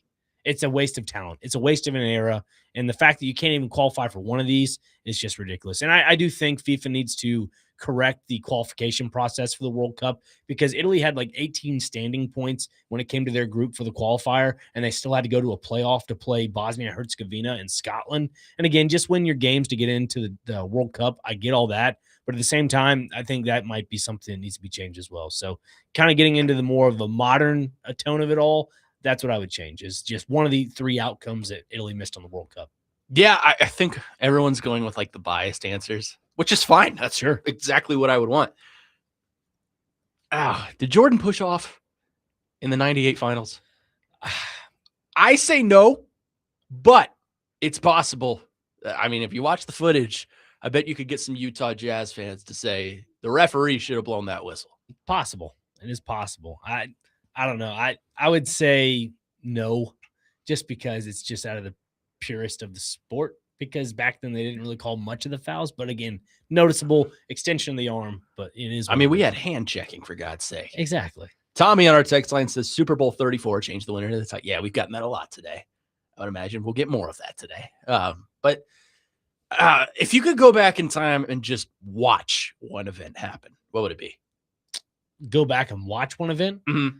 Can't change anything. You just have to watch it, and you're there live. It's got to be the 2011 World I Series. knew you were going to say that. It has to be. I knew you would say that. It has to be the World Series in 2011, Game 6 and Game 7. I mean, I knew you would. Yeah. I mean, Game 6, you got to be in Busch Stadium for that one. Right field. You see Berkman coming around third You'd be base. the one catching the ball? No. Oh, it's just like it hits off the wall, and it was fantastic. Pujols rounds third. Berkman rounds third. Freeze gets in for the triple at third base. I mean, see, I would do that, but I think I would want to be in the booth with Joe. Yeah, that'd be cool. And we will see you tomorrow. Yeah. See you tomorrow night. Yeah, the iconic call, along with Mike Shannon, who was on KMOX at the time. I mean, the easy answer for me would be 2012 in New Orleans and watch Kentucky win a national championship. But I'm going to divert myself from that and go to a different national championship that didn't involve either of my team. 2017, Villanova, North Carolina. Oh. To watch that shot go in and the crowd go ballistic the way that they did and see that live, oh my goodness, it would be amazing. As a fan of the sport, I'm not a North Carolina fan. I'm not a Villanova fan. Sure. I did love, now I'm blanking on his name. Who coached Villanova at the time?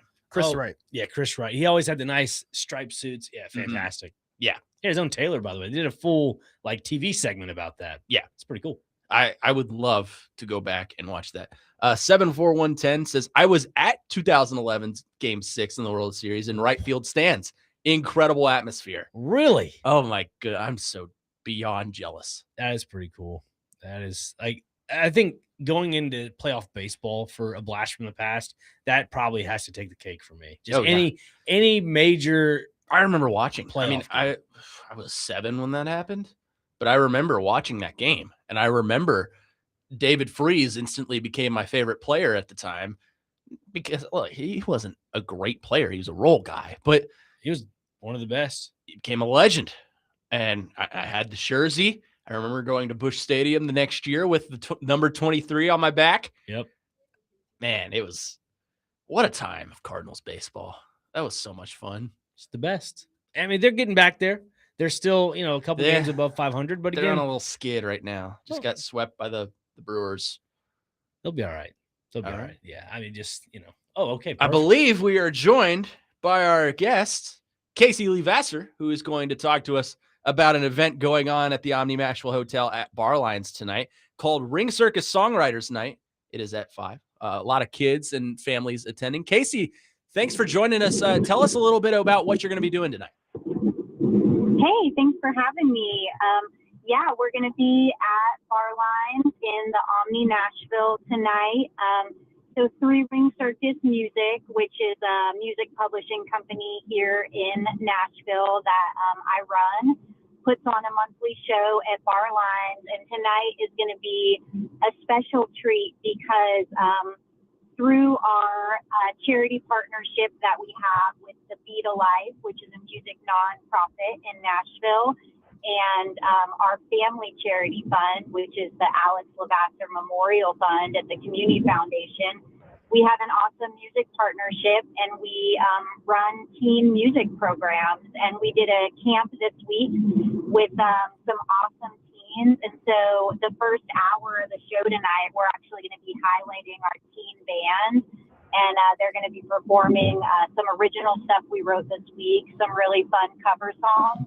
And then the rest of the night is going to be some awesome Nashville songwriters that are going to be showcasing great music. So we're going to have a lot of families coming out, and it's just going to be a great night, free show in Nashville. You can't beat that.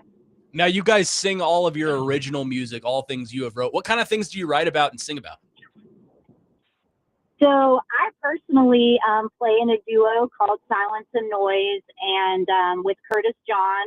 And him and I kind of spearhead this show every month. And we do a lot of, we like to call it epic folk music and epic pop folk. And we write about a lot of real stuff that we've been through. And we love songs that tell stories and that have a lot of heart and meat to them. And we have a lot of other really awesome songwriters that are playing tonight.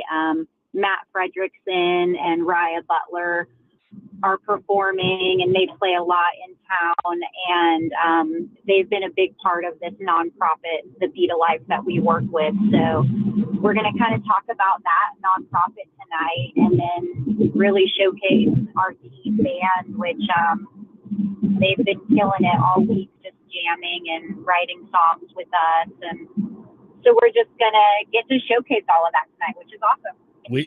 We love that, Casey. Absolutely. When it comes to this entire event tonight, let's go back a little bit. What kindled this idea from the very beginning? Yeah. So we started this showcase. We've actually been doing it. Last month was our 3-year anniversary, which is so crazy. But we started this with the Omni Nashville, and we really just wanted to find a way to bring original music to downtown Nashville. We feel like it's crazy. It's Music City, and you're just not getting enough of it. And we wanted to create a partnership with this. So 3 years ago, we started doing this show, and it's called If This Bar Can Talk, and it's brought to you by Three Ring Circus Music. And we just wanted to have a place where we can create community with other songwriters and industry people, and also bring, the tourists that are coming to town a little bit of taste of, some original music. Because if you walk down Broadway, you're going to mostly hear cover stuff in all the venues, and it's great. And you hear some of the best musicians, but there's not a lot of places downtown where you get to hear original music. And so we're so thankful to the Omni and to Barlines for loving this idea and wanting to have a place for songwriters to come and play and give great people a stage. And we have hit writers that play the show. We have up and coming writers and artists, and it's really become a really cool community gathering spot where people just come to check out who's playing, this month. And tonight is a very different show than we normally do because we're going to have that full band showcase as well with the teens. But we're at the Omni every month just doing this show and just bringing all genres of music and all levels of songwriters. And it's really an awesome show. Casey Lee Vassar has been our guest here on the Chase and Big Joe show. She will be performing tonight at the Omni Nashville Hotel with the Ring Circus Writers Night at Barlines starting at 5. Head on down, see her and her band. Casey, thanks for joining us. Excited for the event tonight, and we'll hopefully do this again sometime. Yeah, would love to come back. Thanks for having me. Thanks so much. We appreciate it. Casey Lee Vassar, our guest here on the program. An event going on tonight at Barlines. If this bar could talk. If this bar could talk, I believe it's free. Yeah, it is. It's open free to all ages. I didn't want to false advertise. No, it is free at the Barlines. Free for all ages. So if you're looking for some good music and something to do tonight, is original too. Original. That's something that I caught my ear. I was like, yeah, she's right. You go on Broadway, you hear a bunch of cover bands, you hear a lot of the old school Alan Jacksons, the Jason Aldeans of the world, but it's hard to find originality. And this is all original. Catch it at Barlines at 5. I will die on the hill that a lot of the people that perform on Broadway and at things like this are better than some of the mainstream artists you hear today. Absolutely. So if you want an example of that, I encourage you to head on down to the Barlines at 5 o'clock tonight. 615-737-1025 is the phone number. We'll continue our question of the day coming up next, plus get into some college football. Actually, to start the hour, since we kind of foregone it this segment, Fraser Files. Okay. Starting at 2 p.m. We'll do that coming up next, right here on the Chase and Big Joe show on 102.5 The Game.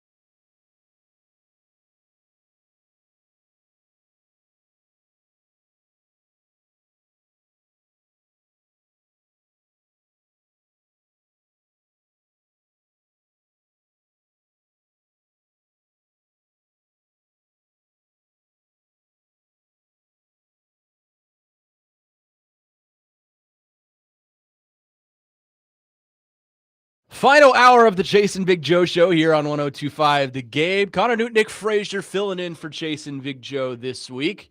Brandon Bigsby behind the glass today. We are broadcasting from the Busy Bee Plumbing, Heating, and Air Conditioning Game National Studios, home of the $99 yearly Beehive membership, where the buzz is always about great service. And a lot of our show today has been focused on American football. But without further ado, it is time for our World Cup update, presented by Dr. Crane, Nick Frazier. Thank you very much, Connor, for the Frazier Files today. Just getting into a little bit of the comments, the backlash Christian Pulisic is getting. Not on his side at all. I will definitely rant about that in a second. Oh, yeah.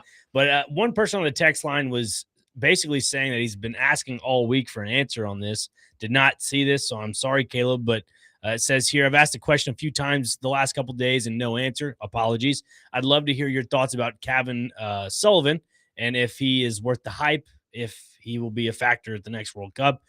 Calvin Sullivan is one of the young players for the Philadelphia Union out of their academy. Okay. He made his pro debut, I believe, at 14, and now he's 16 years old. So Calvin Sullivan, definitely So he'll be 20 in the 2030 World Cup, right? Yeah, he's a promising player. Don't get me wrong. He's a promising player, but it just, I don't know how to explain it in this sense. Like, there's Freddie Adu, who was basically one of the most sought after U.S. men's national team players at the age of 14, making his, professional debut. That is, Sullivan kind of has that same, I guess, aura around him, that same kind of subject matter. And from my perspective, I think he's a little bit of a better player. You can buy into the hype if you want. I'm just going to have to see a little bit more out of him.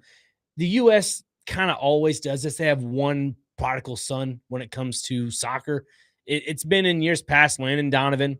We do that in every sport in the U.S., if you think about it. Very true. Very true. Media always has to find their one player that can surround around. And, I mean, yeah, when Pulisic gets on the backside of his prime, you got to find the next big thing. And, sure, this kid was really, really good at the age of 14 up into 16. Yeah, it's great. But I just got to see a little bit more out of him. And with that being said, don't buy in. You can buy the hype now if you want to get the early stock. I'm not sold on him yet. I mean, he's a really, really good player. Don't get me wrong. I just need to see how he plays with some of the other U.S. men's national team players. That's fair. I mean, I can't really add much to that. I don't really know who Calvin Sullivan is, other than Calvin.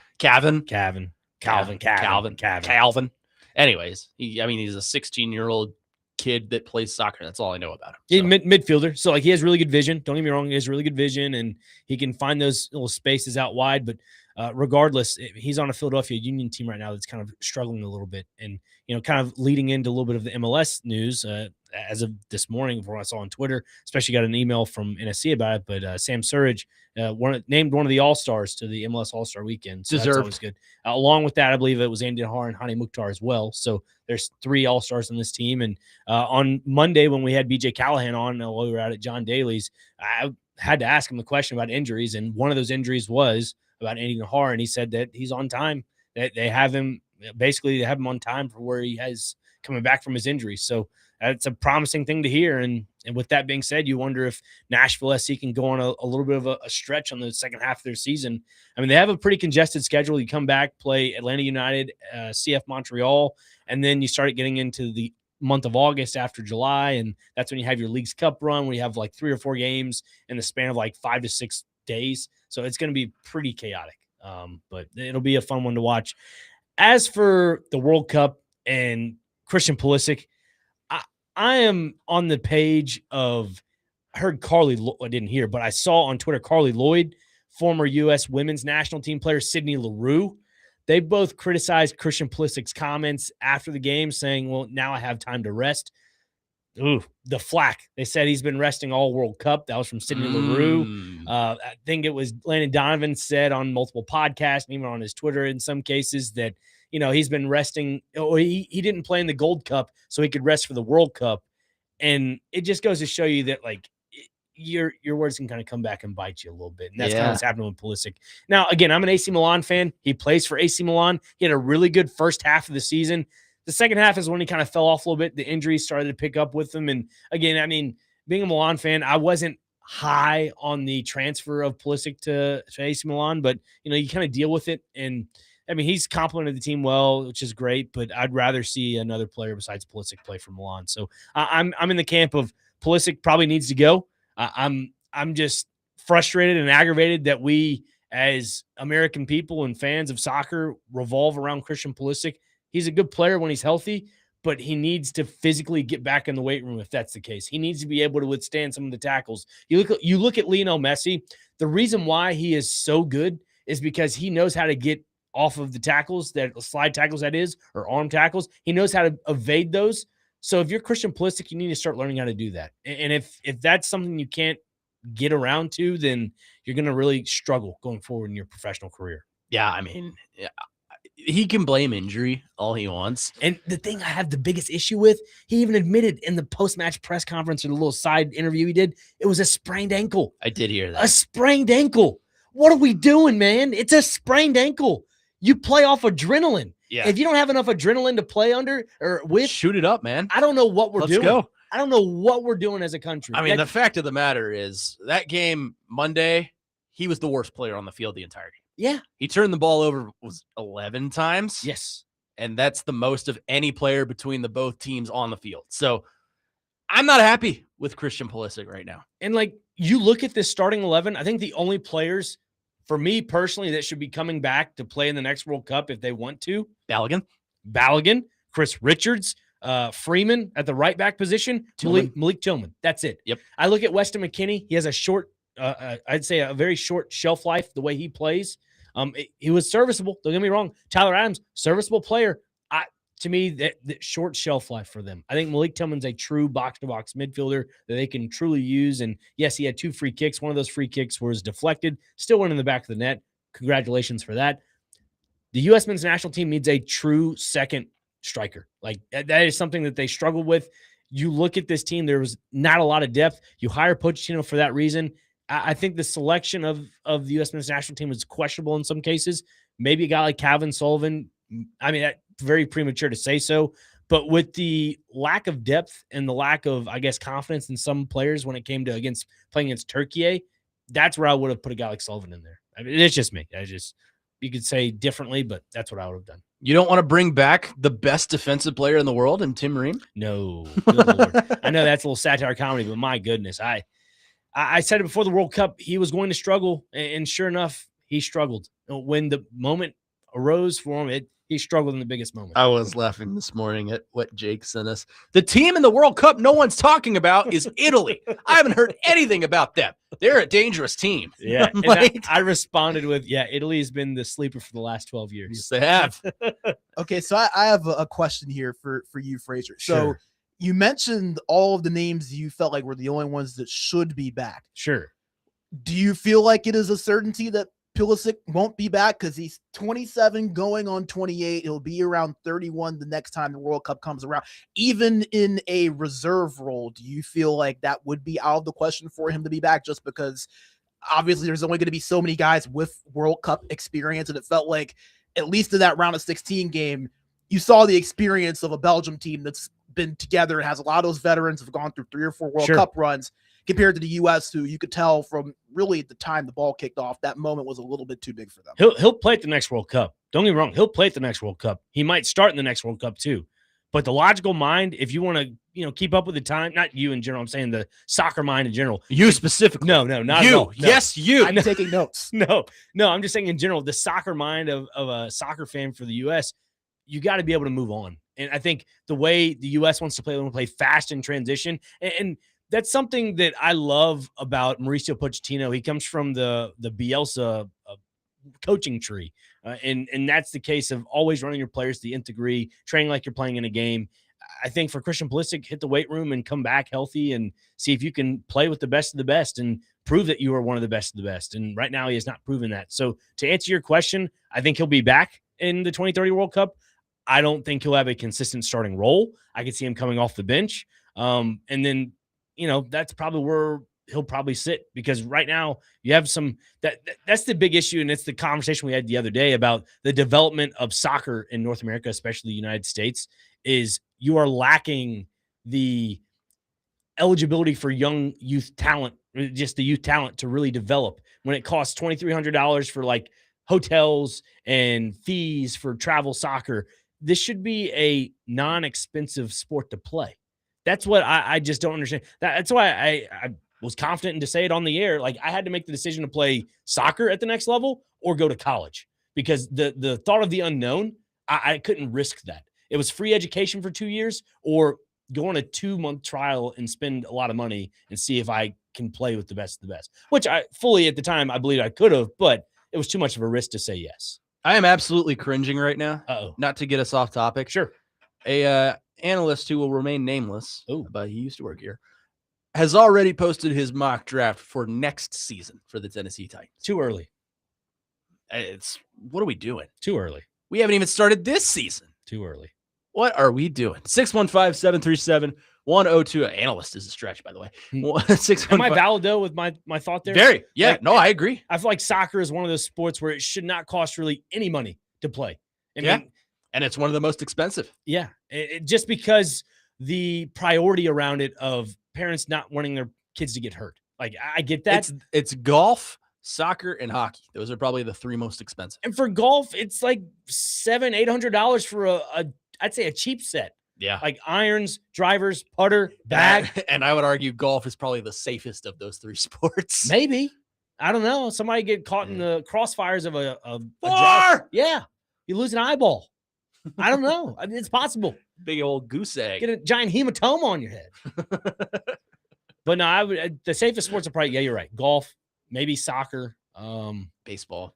Yeah, baseball. Although you could take a 96er right to the middle of the forehead.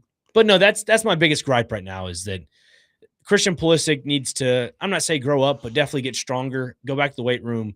But now he can rest. So yeah. It's all good. So I don't, there's too much resting going on in this role. Where's the grit? Like I mentioned to Christian on Monday, where's the grit from this team? I think they need to start running Oklahoma drills at U.S. soccer practice. I'm in for that. I think that'll go I well. played with a broken arm like 4 or 5 times in tackle football. Yeah, it's a little bit different from soccer, but I played with a cast. I had to literally get it approved through the league organization or whatever it was.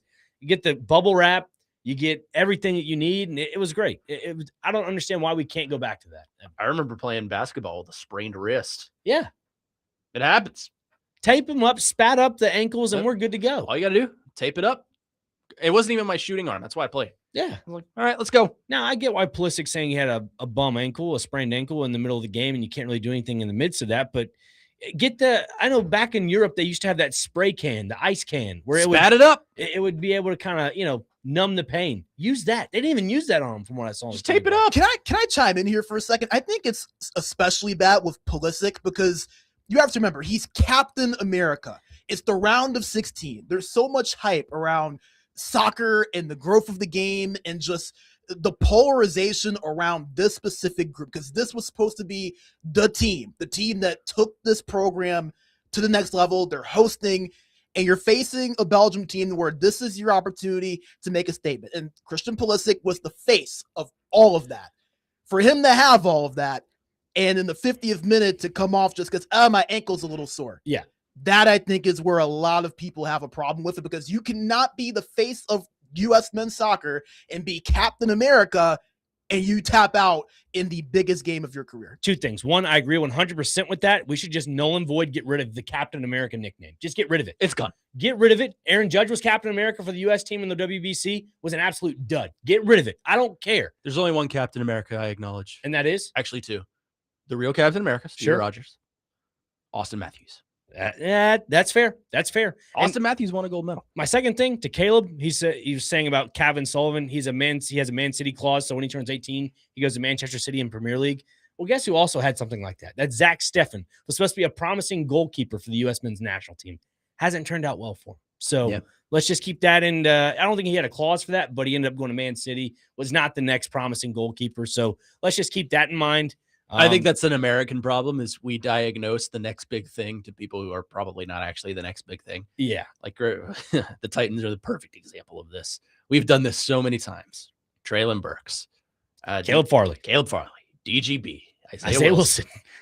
We've done this so many times that I've done diagnosing people as the next big thing. It's every sport. I mean, how many times we heard in the NBA, this guy is the next LeBron James. Like, we hear it in every single sport. In the NHL, it's the next Connor McDavid or next Sidney Crosby.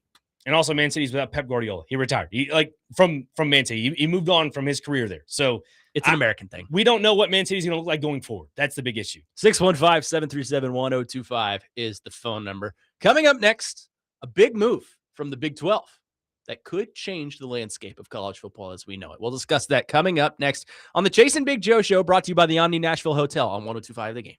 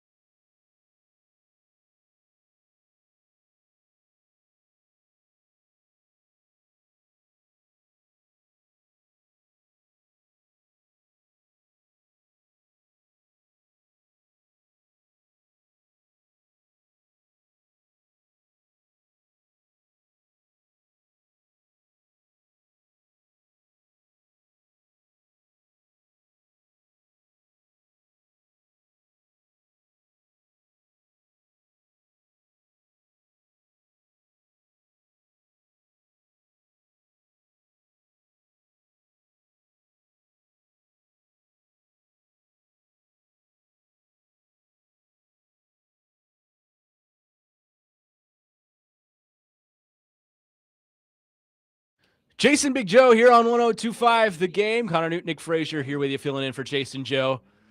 Everybody's got a price, as the $1 Million Man says, and this has been proven to be true thanks to the Big 12.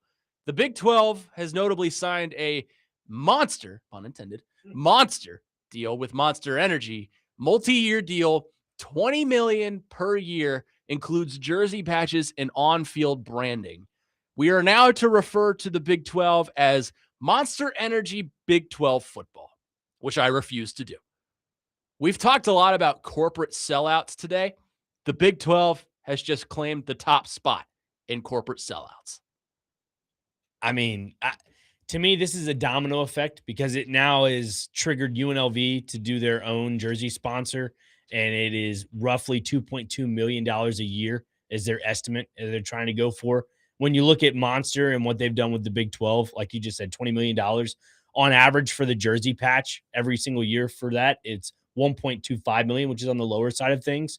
But it just goes to show you that this is the next era of college football, which is, just to be frank with you, it's stupid.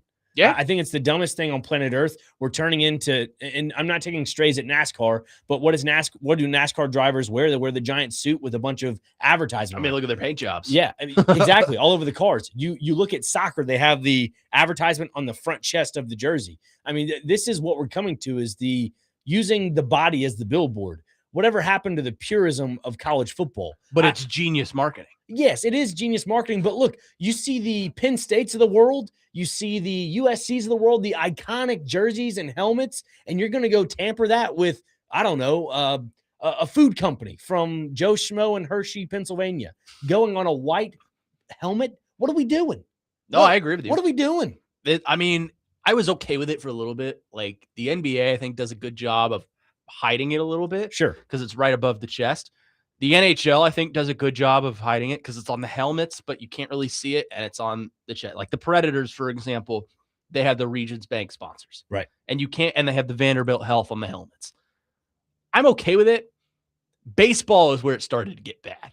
Because now, for example, like the Reds, they wear their iconic Reds uniforms, and then you'll look on the sleeve and there's a blue Kroger patch there. And it makes no sense. The Padres, I think, were the first ones to do it with their whole, was it Petco that they put on the sleeve? Yes. And it was massive. So baseball, I think, is the ones that have ruined it. It's only a matter of time before it goes to the NFL. I think we're going to get to a point where you see the Titans with Nissan on their chest, or you're going to see the Packers with like some cheese grating company or something, or Culver's. Actually, Wisconsin football is running Culver's, and it's blue. Really? Yeah, on their chest, across all sports, not just football, across all sports, because Culver's is a Wisconsin-based. Yeah, it is. It's like the Emo's Pizza of Wisconsin. It is. Yeah, and Culver's is great, but I am with you. I think that a full conference deciding to sell out and sponsor themselves and give them naming rights is bad for college football, because now a lot of conferences are going to look at this. Maybe not so much the SEC or the ACC or the Big Ten, right? But we're going to have Conference USA presented by Nissan. Yeah. Or just Joe Schmo out there. I don't know. Yeah. We'll have the Reese's Peanut Butter Cup MAC conference.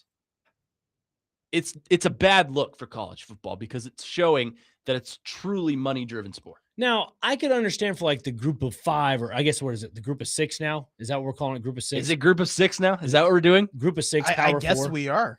Yeah, I guess it's group of 6, power 4 now. Yeah. So the group of 6, I could understand why they would have a, conference sponsorship, because they're a lower level, I guess a lower tier school. They're going to need that extra money. I get that. But when it comes to the power 4, leave it the way it is. And if you need to have a jersey sponsor, or if you need to have a field sponsor, put it on the field. I'm cool with that. You guys have watched soccer enough to where you see the giant signs on the sideline where it has like different. Well, hockey does that too. Yeah, I keep forgetting about hockey too. Just do that with football. Just do that with football on the sideline. Yeah, like the little call them the launch pads, because that's what they're called for special teams. They have like 1 through 12, and all the special teams players, they like step on each launch pad. So Pitt used to do it back in the day, but it was like a special teams thing. Have that sponsored. Have those giant, plastic stand things, wherever you stand on the sidelines, have those sponsored, whether with a food company or a drink company, whatever. I just think it's pointless. It's not pointless, but I just think it's not good for the sport overall. I'm okay with the on-field sponsors. Like Tennessee, for example, they have the Pilot on the field. Kentucky has Kroger. Right. Does Mississippi State have one? No, not that I believe. Not yet. I can look. Arkansas has Tyson and Walmart. I'm okay with those because it's on the field. It's not on the jersey. I'm okay with some of the ones on the jersey as long as they make sense. Mm-hmm. But I don't ever want to see like a red Wendy's logo on a Kentucky uniform. It makes no sense. Yeah. Monster Energy sponsoring a whole conference. I don't fault Monster Energy. They're capitalizing their endorsements. But the Big 12 selling out for money and recognition, I think it's sad, and I think it's petty. Well, then something that leads into this, and we'll get into a little more of this, is like when you look at Brent York, and Brett York, excuse me, Yorkman, he wants to have the expansion of the 2014 playoff. To me, I think that is just another reason why they did this whole Monster Energy drink thing, is because they want to make sure they have enough money to get themselves into a playoff, which I think, again, money driven, get rid of the eye test and actually do what the product is on the field. And that's basically assess what's going on in the game, not, with money backing that. We'll discuss that coming up next. Big 12 Commissioner Brett Yorkman wants more access to the college football to expand it to 24 teams. How bad is this for the sport? We'll get to that coming up next here on the Chase and Big Joe Show. Connor Newton, Nick Frazier, Brandon Bixby on 102.5 The Game.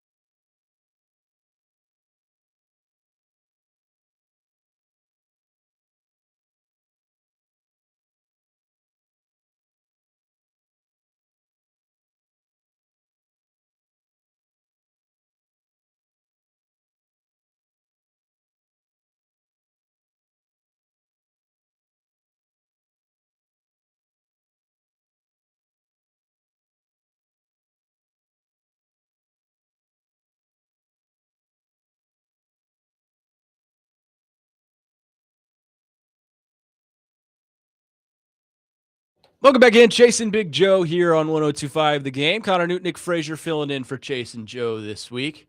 Talking a little college football and the impending doom that is coming our way. And what I mean by that is Big 12 Commissioner Brett Yorkman, as Big 12 Media Days are going on right now, I believe in Dallas. I think it's in Texas somewhere. But regardless, he has said he wants more access to the college football playoff in order to expand it to 24 teams. Was I right? Frisco. Frisco. The Star in Frisco, Texas. Anyways, he wants to expand the college football playoff, which of course every coach in America is going to say because it improves their job security. Commissioner I understand it because you're trying to get as many teams from your conference in as possible. This is bad for the future of college football. Why? Because it encourages the breakaway league. Yes. That is going to ensue between the SEC and the Big Ten, probably. Yeah, most likely. And because you're accelerating this process, what the college football committee and I guess playoff committee is trying to do, and this is just, correct me if I'm wrong, but they're trying to milk out this 12-team playoff as much as possible. Oh, yeah. To the point to where they go, all right, we've had enough of the 12-team. Now it's time to expand to 24. But when you try to expand it to 24, guess what's going to happen? You're going to get pushback from the SEC. You're going to get pushback from the ACC, maybe. I wouldn't say the ACC. Probably more just the Big Ten and the SEC. I think the SEC wants to expand. Sorry to cut you off. No, continue. I think the SEC wants to expand. I think they would expand to 24 if they could. They want to keep their conference game. Sure. Why? Because that puts the American eye on the SEC individually. I mean, you're on ABC, which is a nationally televised station, watching two SEC teams compete for a championship. And there's money involved in that. So I think that's the reason the SEC is so hell-bent on preventing an expansion to 24 is because they want to have their cake and eat it too. And that cake is the conference championship game. Yeah, and, if they were to go to 24 teams, guess what? You're going to have to expand the regular season like you were just talking about, which leads to the next point of if SEC or if college football ever to get to a CBA to some point to where players would have to sit out and negotiate true contracts to play more games. That's what I feel like is going to happen if it stays this way. But again, you got to somehow get together a collective bargaining, which is a whole nother story. But when you come to this conclusion of 24 teams, that's where the SEC is going to say, look, we can probably make more money just doing a 12-team playoff with the Big Ten. Like, we can get our own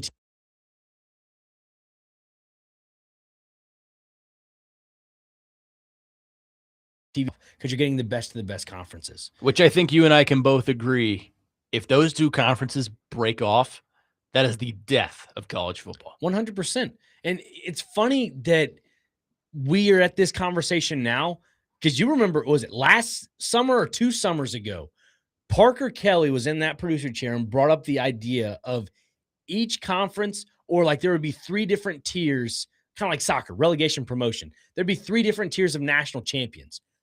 The more and more we talk about it, the more and more it sounds that way. Not about promotion, relegation. Who would be the real national championship? Exactly. You have 3 different tiers of college football national champions. I think the group of 6 would have their own national championship.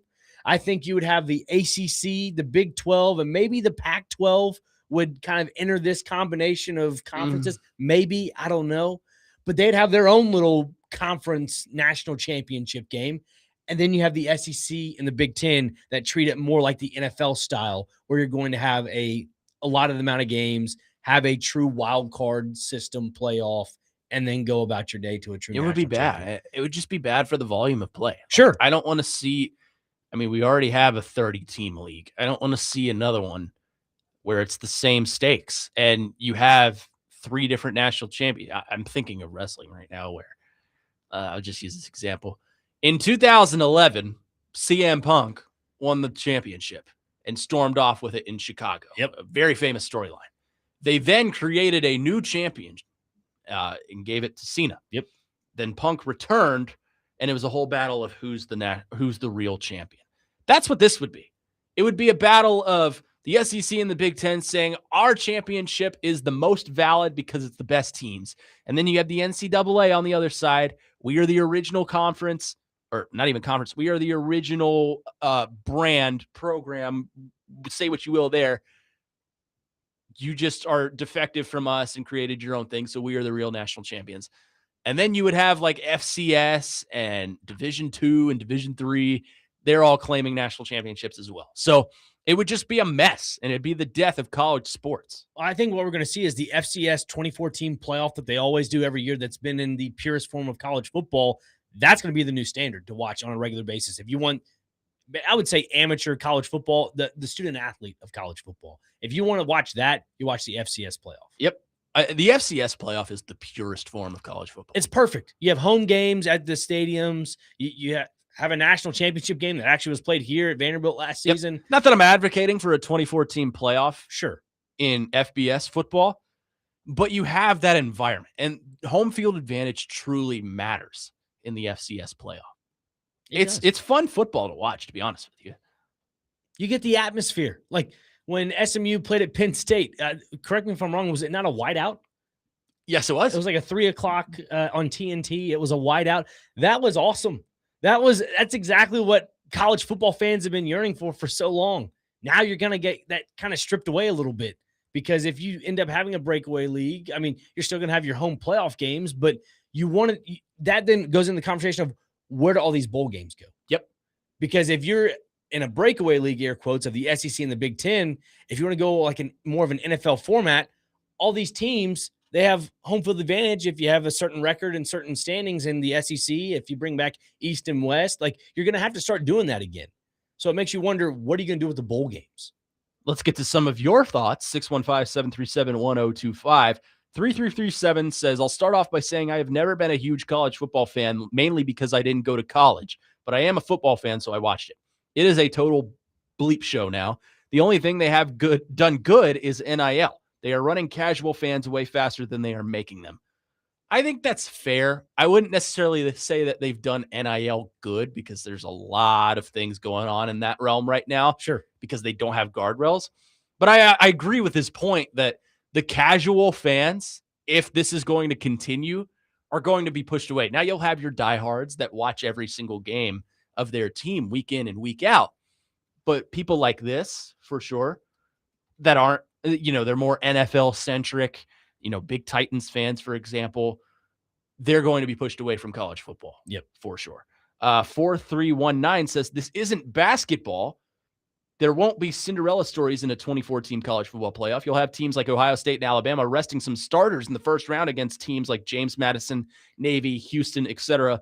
Looking at last year's top 24, that's just crap football. Yeah, I agree. Yeah. It would taint the regular season. And as we know, college football's regular season is what makes it perfect. Not perfect, but beautiful. Yeah. Tim in Nashville, you guys are forgetting about the legislation in Congress. That would change the whole game. It would, but I think there are some holes in that thing as well. Yeah. You have your whole... You talking about the Protect College Sports Act? Yes. Yeah. Okay. Yeah. I think there's some holes in that one. Like, that's not a perfect bill. And the SEC and the Big Ten are combating that bill. Yeah. So, I know there was one little pinpoint on what he's talking about. It's like it's Super League ban is kind of what they're trying to get at in the Protect College Sports Act, containing explicit clauses that prevents universities, conferences, and private equity groups from forming a separate breakaway college football entity. Like, yes, that does state what we're kind of talking about the other side of, but just because that's, like you said, there are flaws in this, it could also still happen. Like, did you say FCS players aren't getting paid? I did not say that. Okay, good. I said it's the purest. It'll be the purest form of football. Yeah.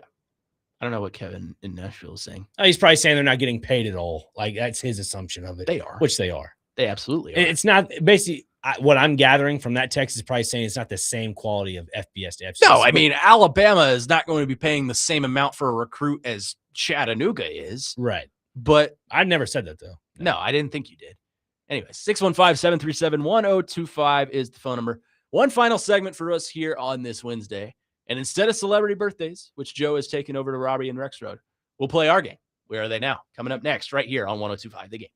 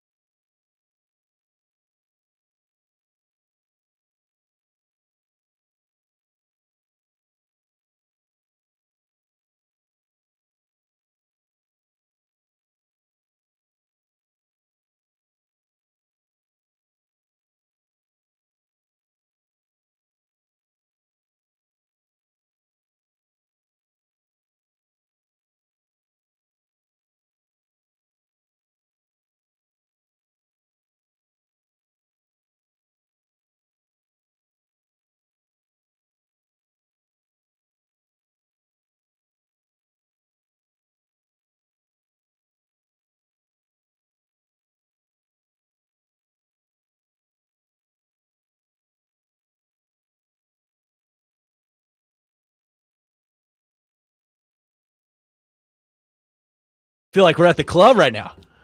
Welcome back again. Chasing Big Joe here on 102.5 The Game. Connor Newton, Nick Frazier, Brandon Bigsby wrapping things up here on Chasing Big Joe. DVD coming up next. And normally at this time, we play celebrity birthdays and tell you what day it is, which I forgot to mention that. Do you know what day it is? Are you going to? Okay. We will tell you what day it is, but after that, we will play Where Are They Now? Which, of course, I will explain the rules to you after Dr. Crane fulfills his obligations and tells us what day it is. Thank you very much. Please All go right. ahead. First on the list, we have Be a Kid Again Day. Isn't that every day? It is every day because, we're watching and playing sports, all the above. Math 2.0 Day is today. Not great. Pass. Yeah, I'll pass with that. National Blueberry Day. There you go. Blueberry pie, baby. Ooh, blueberry cheesecake. Oh, Even better, right? National Freezer Pop Day is today. There's a little, when you cut the top off of them. I can get down with that. Yeah. There you go. Good old field day. Yes, you're Back in the right. day. National Ice Cream Sundae Day is today. Wasn't it like Strawberry Sundae Yeah. Day yesterday? A lot of ice cream on the list. Okay. National Milk Chocolate with Almonds Day. Delicious. And last on the list is Scud Day, which is Chud day? Scud Day. What- Scud. what- SCUD. What is a scud? I guess it says Where's the bell? Savor the Comic, Unplug the Drama Day. Never heard of that, but it's a picture of a seal. That sounds like a slur, but we're gonna No, go with it is not. It is not. It is Savior the Comic, Unplug the Drama Day. Oh, It's an it's an acronym. It's an acronym. Oh, okay. Thank you for clarifying. Yes, absolutely. Okay. Continuing, Brandon. All right. With that being said, it's time for Where Are They Now? Thank you. As we explained yesterday, if you're not familiar, we do this every Saturday. Although we're not going to be on for the next couple Saturdays, which is fine by me. That's true. But we just kind of go around, list career paths of players. The points don't matter, and there is no winner. Just like whose line it is in anyway. With that being said, we are starting things off today going to the Diamond, St. Louis Cardinals, Los Angeles Angels of Anaheim, Pittsburgh Pirates, and finished up with the Los Angeles Dodgers. What was that first team? The St. Louis Cardinals. I know who it is. Yeah, you do. David Freese. Yeah, you do. Yeah. Yeah, I was gonna say Pujols actually, but Freeze is the right answer. Pujols did play for the Dodgers and the Yeah, Angels. And the Angels. He did not play for the Pirates. And Pujols last year with the Cardinals just destroyed the baseball whenever he went to Pittsburgh. Oh yeah. Literally every Awesome. game he had a And homer. Chicago. Yeah, and Chicago. And Chicago. 695, baby. Never It forget is David Freese. Nick Frazier, you are next. Yes, going to the gridiron today. Here we go. Quarterback from Austin, Texas. Went to Texas Tech in Oklahoma.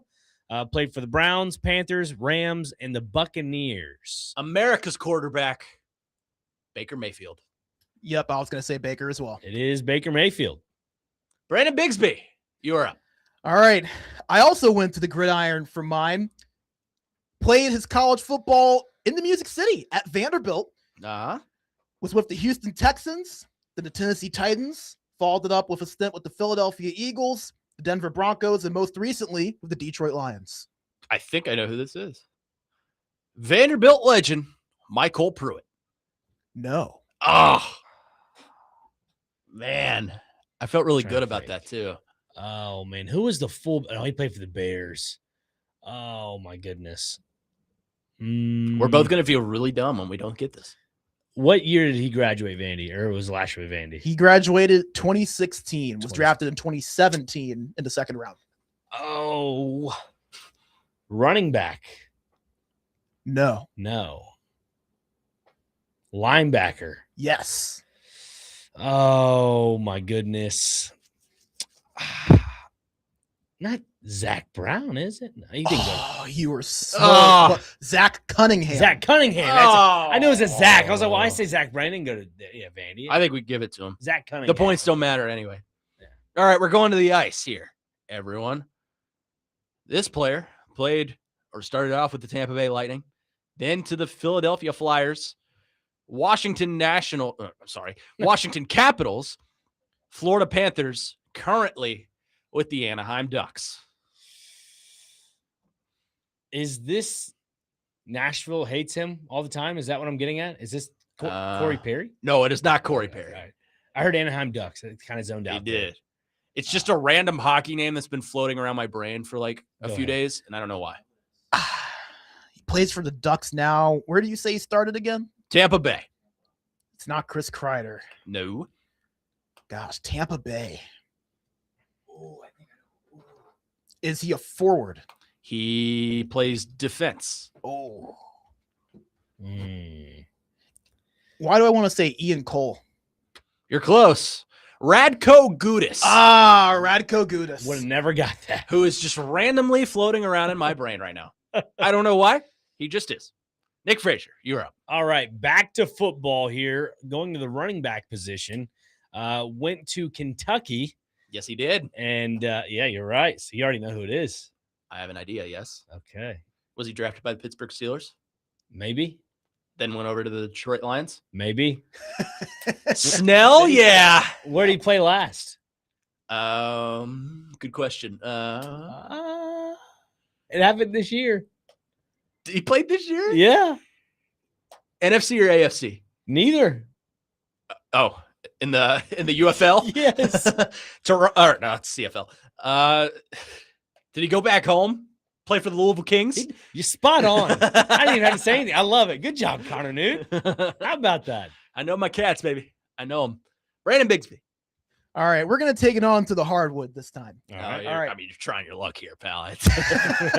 I'm pretty This- damn good at the hard one. That's why I wanted to do it. I wanted to test you here.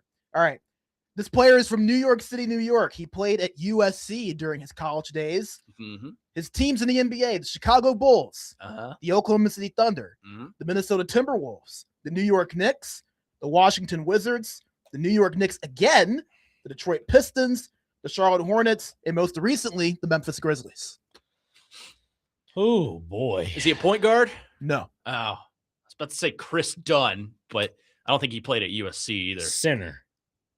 He's not a center. Okay. But he is in that Mm. position group. Interesting. Power forward. It's not Santi because he only played for Memphis. Recently played for the Memphis Oh! Grizzlies. Taj Gibson. That is correct. What it was a it was a pull. you light my fire pull. So I was curious if anyone would pull that Good one off. Lord. Nice I didn't work. even think about that. I told you, Okay. man. Don't try me. Impressive. All right, we're going to the gridiron. All right. From the University of Kentucky, defensive lineman. Played for the Atlanta Falcons, the Kansas City Chiefs, then on to the CFL with the Winnipeg Blue Bombers, Saskatchewan Roughriders, and Toronto Argonauts. Still plays the Argonauts? Retired in 2019. Oh. Is it Sean Oakman? Mm? That's kind of who I wanted to say. You're was- both was Sean incorrect. It Oakman. is the greatest name in the history of college football, Corey Poop Johnson. Excuse me? Wow. Okay. Had a All right. fumble recovery for a touchdown against Tennessee. Wow. I wish I knew that one. I think Sean Oakman's still playing, if I'm not mistaken. is, So I think. yeah, sorry about that. Nick Frazier, you are up. All right, let's do this thing. Let's see if Adam Vingan can get. I just saw him walk in. All right, let's go here. NHL teams: Los Angeles Kings, Anaheim Ducks, Dallas Stars, Montreal Canadiens, Tampa Bay Lightning, Chicago Blackhawks, and the Edmonton Oilers. There's Corey Perry. Hi there, Corey Perry. Good to see you. Yeah, that is indeed Corey Perry. Is that your final answer, Adam? It is Corey Perry. Oh man, My father has an entry into Oh. where they. I love it. Let's hear it. He'll be mad that I read it, but it's funny. Who played for West Virginia, Arizona, Kentucky, Cincinnati, and now is playing for the West Virginia State Penitentiary? Kirk Rissa. Kirk Risa. All right, Brandon Bigsby, wrap us up here. All righty. We're going to go on to the ice as well here for this one in the NHL. This player, he was drafted in 2012. He has played for the Winnipeg Jets, the New York Rangers, and most recently the Anaheim Ducks. It's not Patrick Laine because he played in Oh, Hi, Adam. Would you like to answer? I'll phone a friend. Yeah. Adam Vingan. Let Adam on the mic. Go ahead, Adam. Who is Jacob Trouba? Yeah. Jacob right. Trouba is correct. That is the answer. That'll do it for us today. This is Adam's game. He Yeah, I loves know. it. We give him hockey. I bet he would do pretty well. For the record, on 125, this is our game on the weekend. So if you want to enjoy it, 9 to 11 next weekend, right? Or Please following- One of those two things. That'll do it for us here on the Chase and Big Joe show tomorrow. We'll be live from the Omni Nashville Hotel tomorrow for our guys out there If you are struggling, if you are going through something, if you feel like there is no hope for you, trust me, there is. Dial 988 on your cell phone to talk to someone. We are here for you. They are there for you. And this world is truly a better place with you in it. God loves you. We love you. And we hope to see you soon. And we hope that you get help. Come by tomorrow at the Omni. We'll Come be by, down yeah. there. We're getting food out there, I think. Anyways, that'll do it for us here on Chasing Big Joe. For Nick Frazier, Brandon Bigsby, my name's Connor Newt. DVD coming up next.